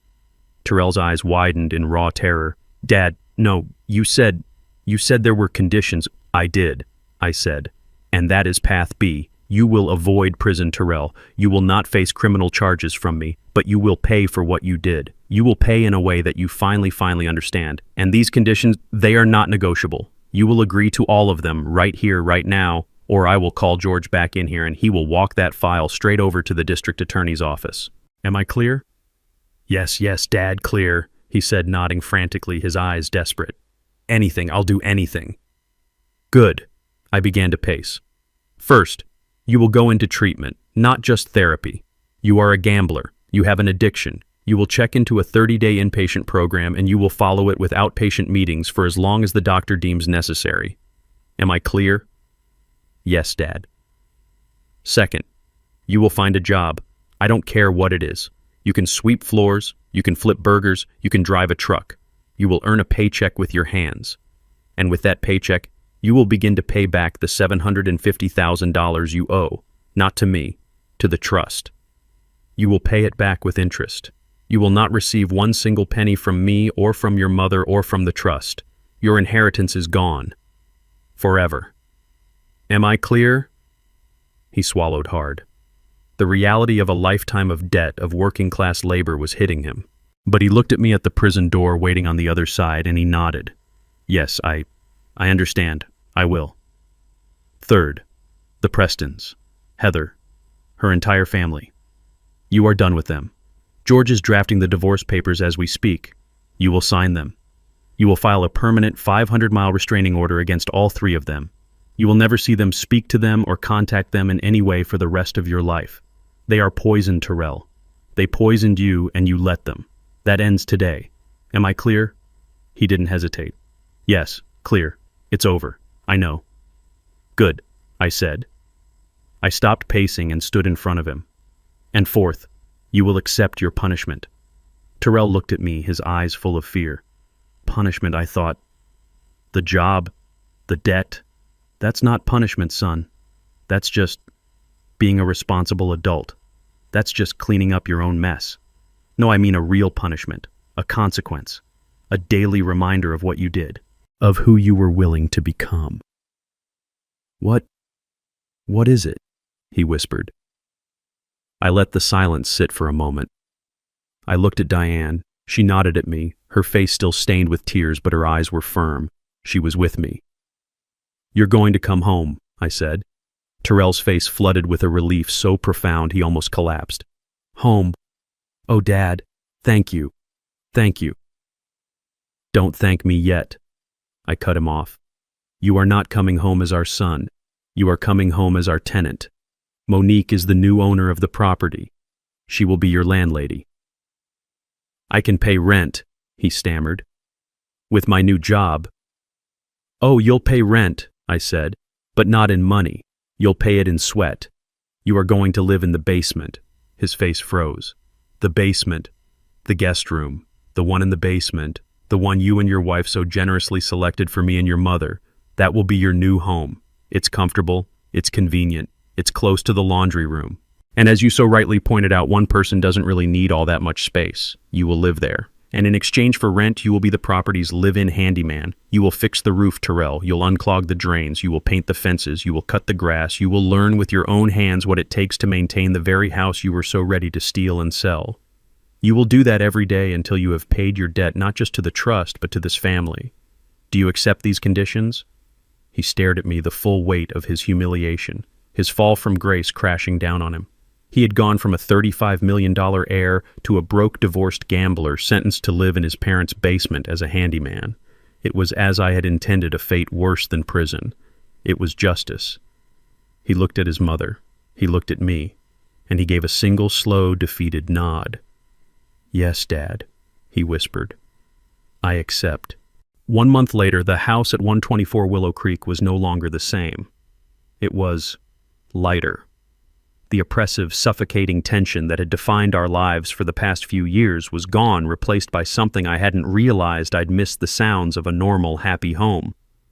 Monique and her husband, David, a kind and steady man who worked as a high school physics teacher, had moved in 2 weeks after that day at George's office. They took the 2 guest rooms on the second floor. Monique, it turned out, was 6 months pregnant, a fact she had been afraid to share with anyone in the midst of the family chaos. The moment Diane found out, she transformed. The haunted, betrayed woman who had walked out of George's office disappeared, and the mother I had married returned. Her grief over Terrell's betrayal was channeled into a new, fierce purpose, preparing for her grandnephew. The house, which had been silent for so long, was now filled with the sounds of Diane and Monique laughing in the kitchen, arguing over paint swatches for the nursery, and baking. God, I had missed the smell of Diane's baking. She hadn't baked for pleasure in years. Now the house constantly smelled of cinnamon, vanilla, and apple pie. Diane and I were back in our master bedroom, our sanctuary. Life was settling into a new rhythm, a better rhythm. Monique and David insisted on paying for groceries. David, it turned out, was a fantastic gardener and spent his weekends reclaiming the backyard from the weeds. We were a family, a different one than I had planned, but a real one. And then there was Terrell. Terrell lived in the basement. He had returned from the 30-day inpatient gambling addiction program just last week. He looked thin. The arrogance that had defined him for so long was gone, stripped away, leaving behind a hollow-eyed, quiet man I barely recognized. He had kept his word. He had gotten a job. He was stocking shelves and mixing paint at the local Ace hardware store. Every evening at exactly 6:15, I would hear the side door open and close. I would watch from the kitchen window as my son, my 38-year-old son, walked across the yard to the basement entrance. He was no longer the man in the sharp navy suit. He came home covered in a fine layer of drywall dust, his hair matted with sweat, his fingernails permanently stained with grease and paint. He looked exhausted. He looked broken, but he also looked real. He did not join us for dinner. That was part of the arrangement. His meals were his own responsibility. He ate alone in his basement room. He was a tenant, a handyman. He was serving his sentence. I did not speak to him, and he did not speak to me. We coexisted in the same house, 2 separate worlds. Diane would look at me, her eyes pleading, asking me to say something, to offer some small comfort. But I held firm. This was not a wound that could be healed with a simple, "I'm sorry." This was a debt that had to be paid in full, with sweat and humility and time. This evening I was in the kitchen while Diane and Monique were upstairs. I was pouring myself a glass of water when I heard it, drip, drip, drip. The sound came from the kitchen sink, a steady, annoying, persistent leak from the faucet I had installed myself 15 years ago. I sighed. I looked at the drip, then I looked at the clock. 6:13 p.m. I waited. At 6:15 on the dot, I heard the side door. I watched Terrell walk past the window, his head down, his shoulders slumped, carrying his lunchbox. I dried my hands and walked to the basement door. I opened it and walked down the stairs. The room was clean, sparse. A single bed neatly made, a small desk, a hot plate in the corner. Terrell was standing in the middle of the room just taking off his heavy paint-stained work boots. He froze when he saw me. He looked like a startled animal. "Dad," he said. His voice was hoarse. "The faucet," I said, my voice flat, all business. "The one in the kitchen, it's leaking. A seal is probably worn out. I need you to fix it." Terrell just looked at me. For a second, a flash of the old arrogant Terrell sparked in his eyes. The marketing director who didn't fix things. The man who hired people. I met his gaze unblinking. The spark died. He looked down at his dirty hands. "Okay," he said quietly. I'll need to go back to the store tomorrow. Get a new O-ring set for that model." "Fine," I said. "See that you do. Monique needs the kitchen for dinner." I turned to leave. I was halfway up the stairs when I stopped. I didn't turn around. "Your mother," I said, my back still to him. "She made that chicken cacciatore you like. There's a plate saved for you on the stove." I heard a sharp intake of breath from the room below. I waited. I heard a sound, a small choked noise. "Thank you," he whispered. His voice was thick. "Please, tell her thank you." I stood there for a moment longer, my hand on the railing. I was not ready to forgive him. I was not even close. But I knew what I was seeing. "You're paying your rent, Terrell," I said, still not looking at him. "You're getting your hands dirty. You're doing it on your own." I paused, and the final words came out heavy with the weight of everything we had lost and everything that was still broken. "For the first time in your life, you're doing it on your own." I walked up the stairs and closed the door, leaving him alone in the basement with his tools and the dinner his mother had saved for him. The phone rang 2 weeks later. It was George. His voice was crisp, efficient, and held a note of finality. "Louis," he said, "I wanted to give you the final update on the Preston side of things. It's officially over." I was sitting at my kitchen table nursing a cup of coffee. Through the window I could see Diane and Monique in the backyard, sitting on the porch swing, talking animatedly about the baby that was on the way. "What happened, George?" I asked, my voice calm. "Richard Preston," George began, "was arrested by federal agents an hour ago at his golf club, right on the 9th hole." I closed my eyes. Justice. "The SEC investigation we uncovered was the final nail," George continued. "He wasn't just borrowing from his clients, Louis. He was running a full-blown Ponzi scheme. He's looking at 20 years minimum. He's not getting out." I thought of that arrogant, condescending man who had laughed in my face and told me I was irrelevant. He was a man who measured everyone by their bank account, and his, it turned out, was built on pure fantasy. "And his wife Barbara?" I asked. "Completely wiped out," George replied, and I could hear the grim satisfaction in his voice. "Every account she had was tied to his fraudulent business. The house has been seized by the feds. The cars are gone. She's currently living in a Motel 6, according to my investigator. She's functionally bankrupt. Worse," George added, "she had the audacity to try and call my office demanding that the Coleman Trust pay for her legal fees. She claimed she was a victim of my aggressive tactics." "What did you do?" "I sent her a bill," George said flatly, "for the emotional distress she caused my clients, Mr. and Mrs. Louis Coleman. She won't be calling again. The Prestons Louis are finished, socially, financially, and legally. They flew too close to the sun and they got burned." I felt a quiet sense of order settle over me. It wasn't joy, it was just completion. "And the daughter?" I asked. I couldn't bring myself to say her name. "Ah, yes, Heather. She's been busy," George said. "How so?" "She filed for divorce immediately, just as she had threatened. Her lawyer, a real shark from a downtown firm, filed a motion to seize all of Terrell's assets as emergency alimony. She was still convinced, even after everything, that the $35 million was hiding somewhere. She was convinced that we were just playing an elaborate game." "What happened?" I asked, though I could guess. George actually chuckled, a dry, humorless sound. "It was anticlimactic. We had Terrell submit his last 3 pay stubs from the Ace Hardware store. We provided a notarized copy of his new lease agreement for the basement room. We showed his bank account, which currently has a balance of $212.48. I pictured Heather's face. "Her lawyer," George said with deep satisfaction, "quit the case this morning. He cited non-payment of services. It seems Heather couldn't afford her own shark. She has no job, no skills, and her parents' credit cards are now just useless pieces of plastic. She gets nothing. So she's left with nothing.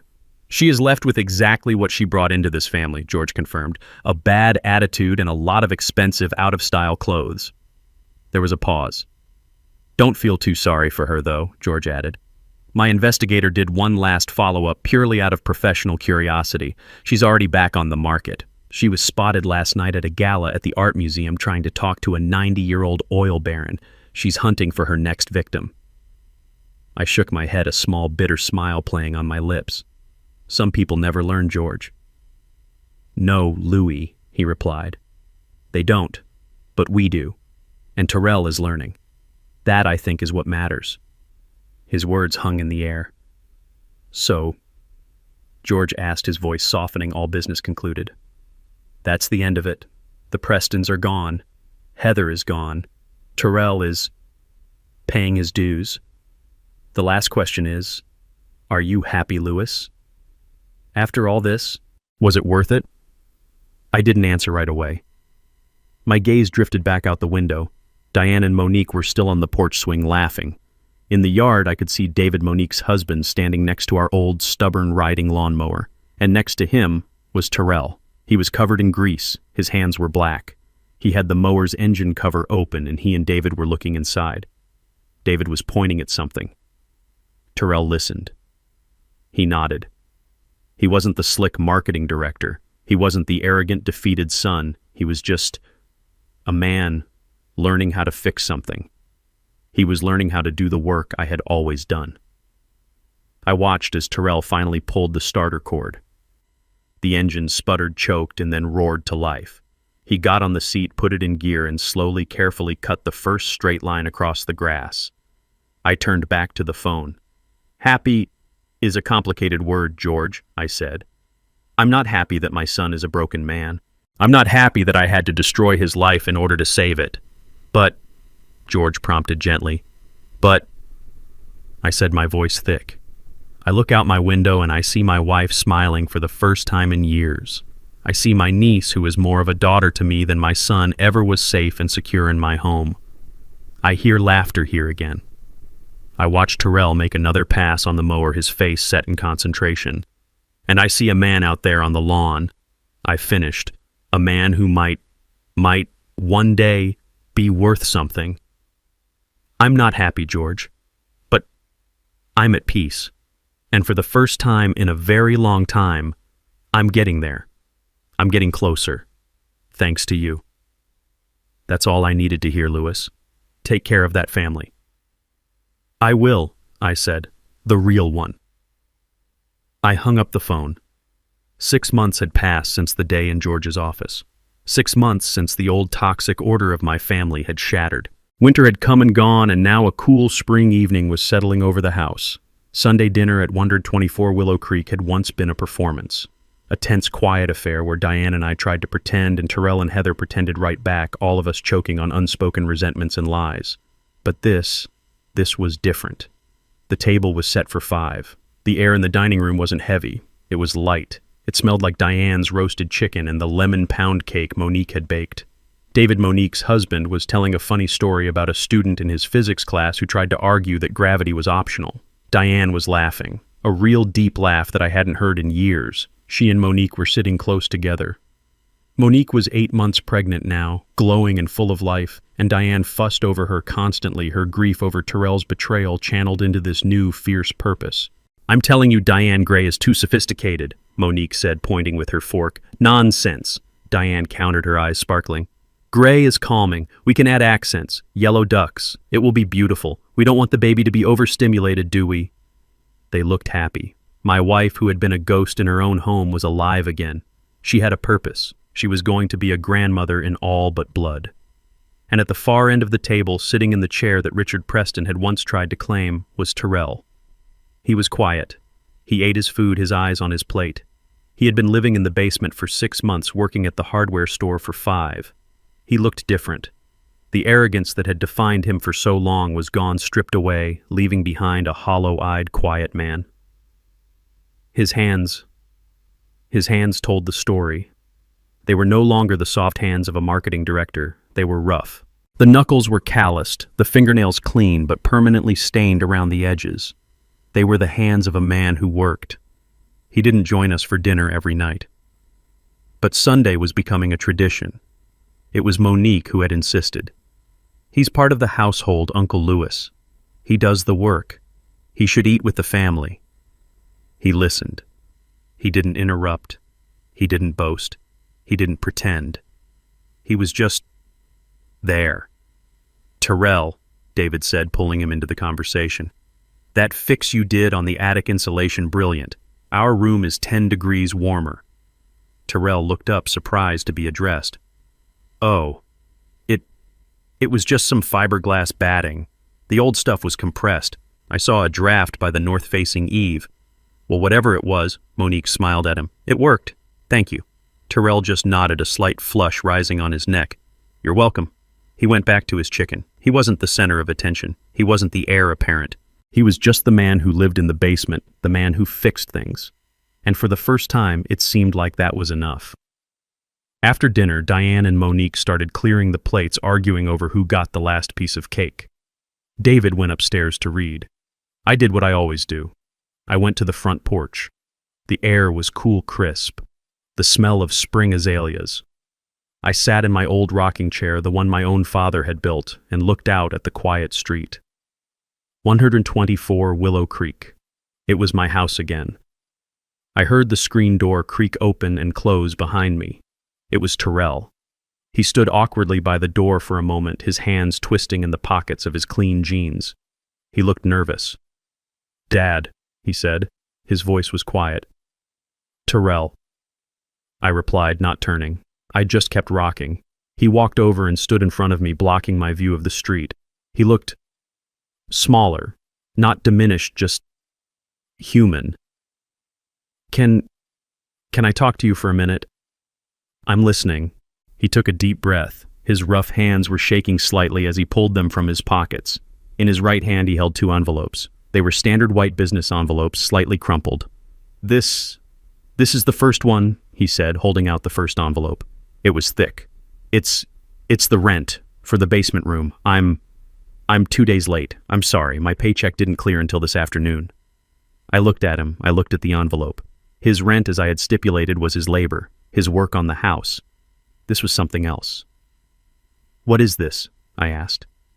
"Monique and David, they're having a baby," he stammered, not meeting my eyes. "The work I do, it's fine for the house, but they need money. For diapers, for things. It's my paycheck from the hardware store, all of it. For this month. It's $512. Please, tell Monique it's for the baby." I held the envelope. $500. The man who gambled away $500,000 was now handing over his entire hard-earned paycheck. "All right," I said, placing it on the small table beside me. "I'll give it to her." "And," he said, his voice dropping. He held out the second envelope. This one was thin. This is the other thing." I took it. It was lighter.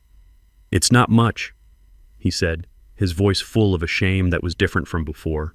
This wasn't the shame of being poor. This was the shame of being a debtor. It's $100. It's all I could save after the rent. But it's the first one." I frowned. "The first what?" "The first payment," he said, finally meeting my eyes. "For the $750,000. I know it's just a drop. I know it will take forever, but it's a start. $100. I'll have another 100 next month, maybe more if I get overtime." He stood there exposed, offering this pathetic, powerful gesture. I held the small envelope in my hands. $100 against a debt of $750,000. It was nothing. It was a joke, and it was at the same time the most valuable payment I had ever seen. I looked at the envelope, then I looked up at my son. "You're right," I said, my voice thick. "It's not much. At this rate, it will take you more than 600 years to pay this off, Terrell." He flinched, but he didn't look away. He didn't make an excuse. He just stood there and took the truth. "I know, sir," he whispered. I slowly, deliberately put the envelope with the $100 into the breast pocket of my shirt right over my heart. "All right," I said, patting the pocket. "One payment down, a lot more to go." A single tear escaped his eye and rolled down his cheek. He wiped it away angrily with the back of his rough hand. "Yes, sir." He stood there for another moment. "The faucet, in the kitchen, I fixed it. It won't drip anymore." "Good," I replied. "That's good work." He nodded as if he had just been given the greatest compliment of his life. "Good night, Dad." "Good night, son." He turned and walked back to the basement door, his shoulders straight. I sat there on the porch for a long time, rocking back and forth in my father's chair. I heard the faint sounds of Diane and Monique laughing as they washed the dishes. I heard the distant sound of the city. I felt the crisp spring air on my face.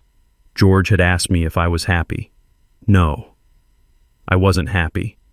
Happiness was too simple a word. I had lost my son, the brilliant, arrogant, weak, lying marketing director. That son was gone forever. I had been forced to destroy him. But as I sat there in the dark, my hand resting on my chest, feeling the small crin-clad envelope in my pocket, I realized that in the wreckage I had found something else. I had found a man who was paying his debts, a man who fixed what was broken, a man who was learning the hard way how to build a life instead of just buying one. I had lost the son I thought I wanted, but I had finally found the man I had always needed him to be. I closed my eyes. The house was quiet. The war was over, and for the first time in my 69 years, my world was finally truly in order. I was at peace. Here is the lesson we can all take from this story. This story teaches us a powerful lesson about the difference between price and value. Terrell and the Prestons were obsessed with the price of everything: the house, the cars, the status, but they understood the value of nothing. They mistook Lewis's humility for weakness and his simplicity for poverty. But true wealth isn't about what you can show off. It's about the character you build in private, the integrity you maintain under pressure, and the peace you find in an honest life. Respect, loyalty, and dignity are the only assets that can never be faked, forfeited, or gambled away. What did you think of Terrell's path to redemption? And who do you think was the real villain in this story? Let me know your thoughts in the comments below. And if you liked this story and want to hear more, please remember to like and subscribe.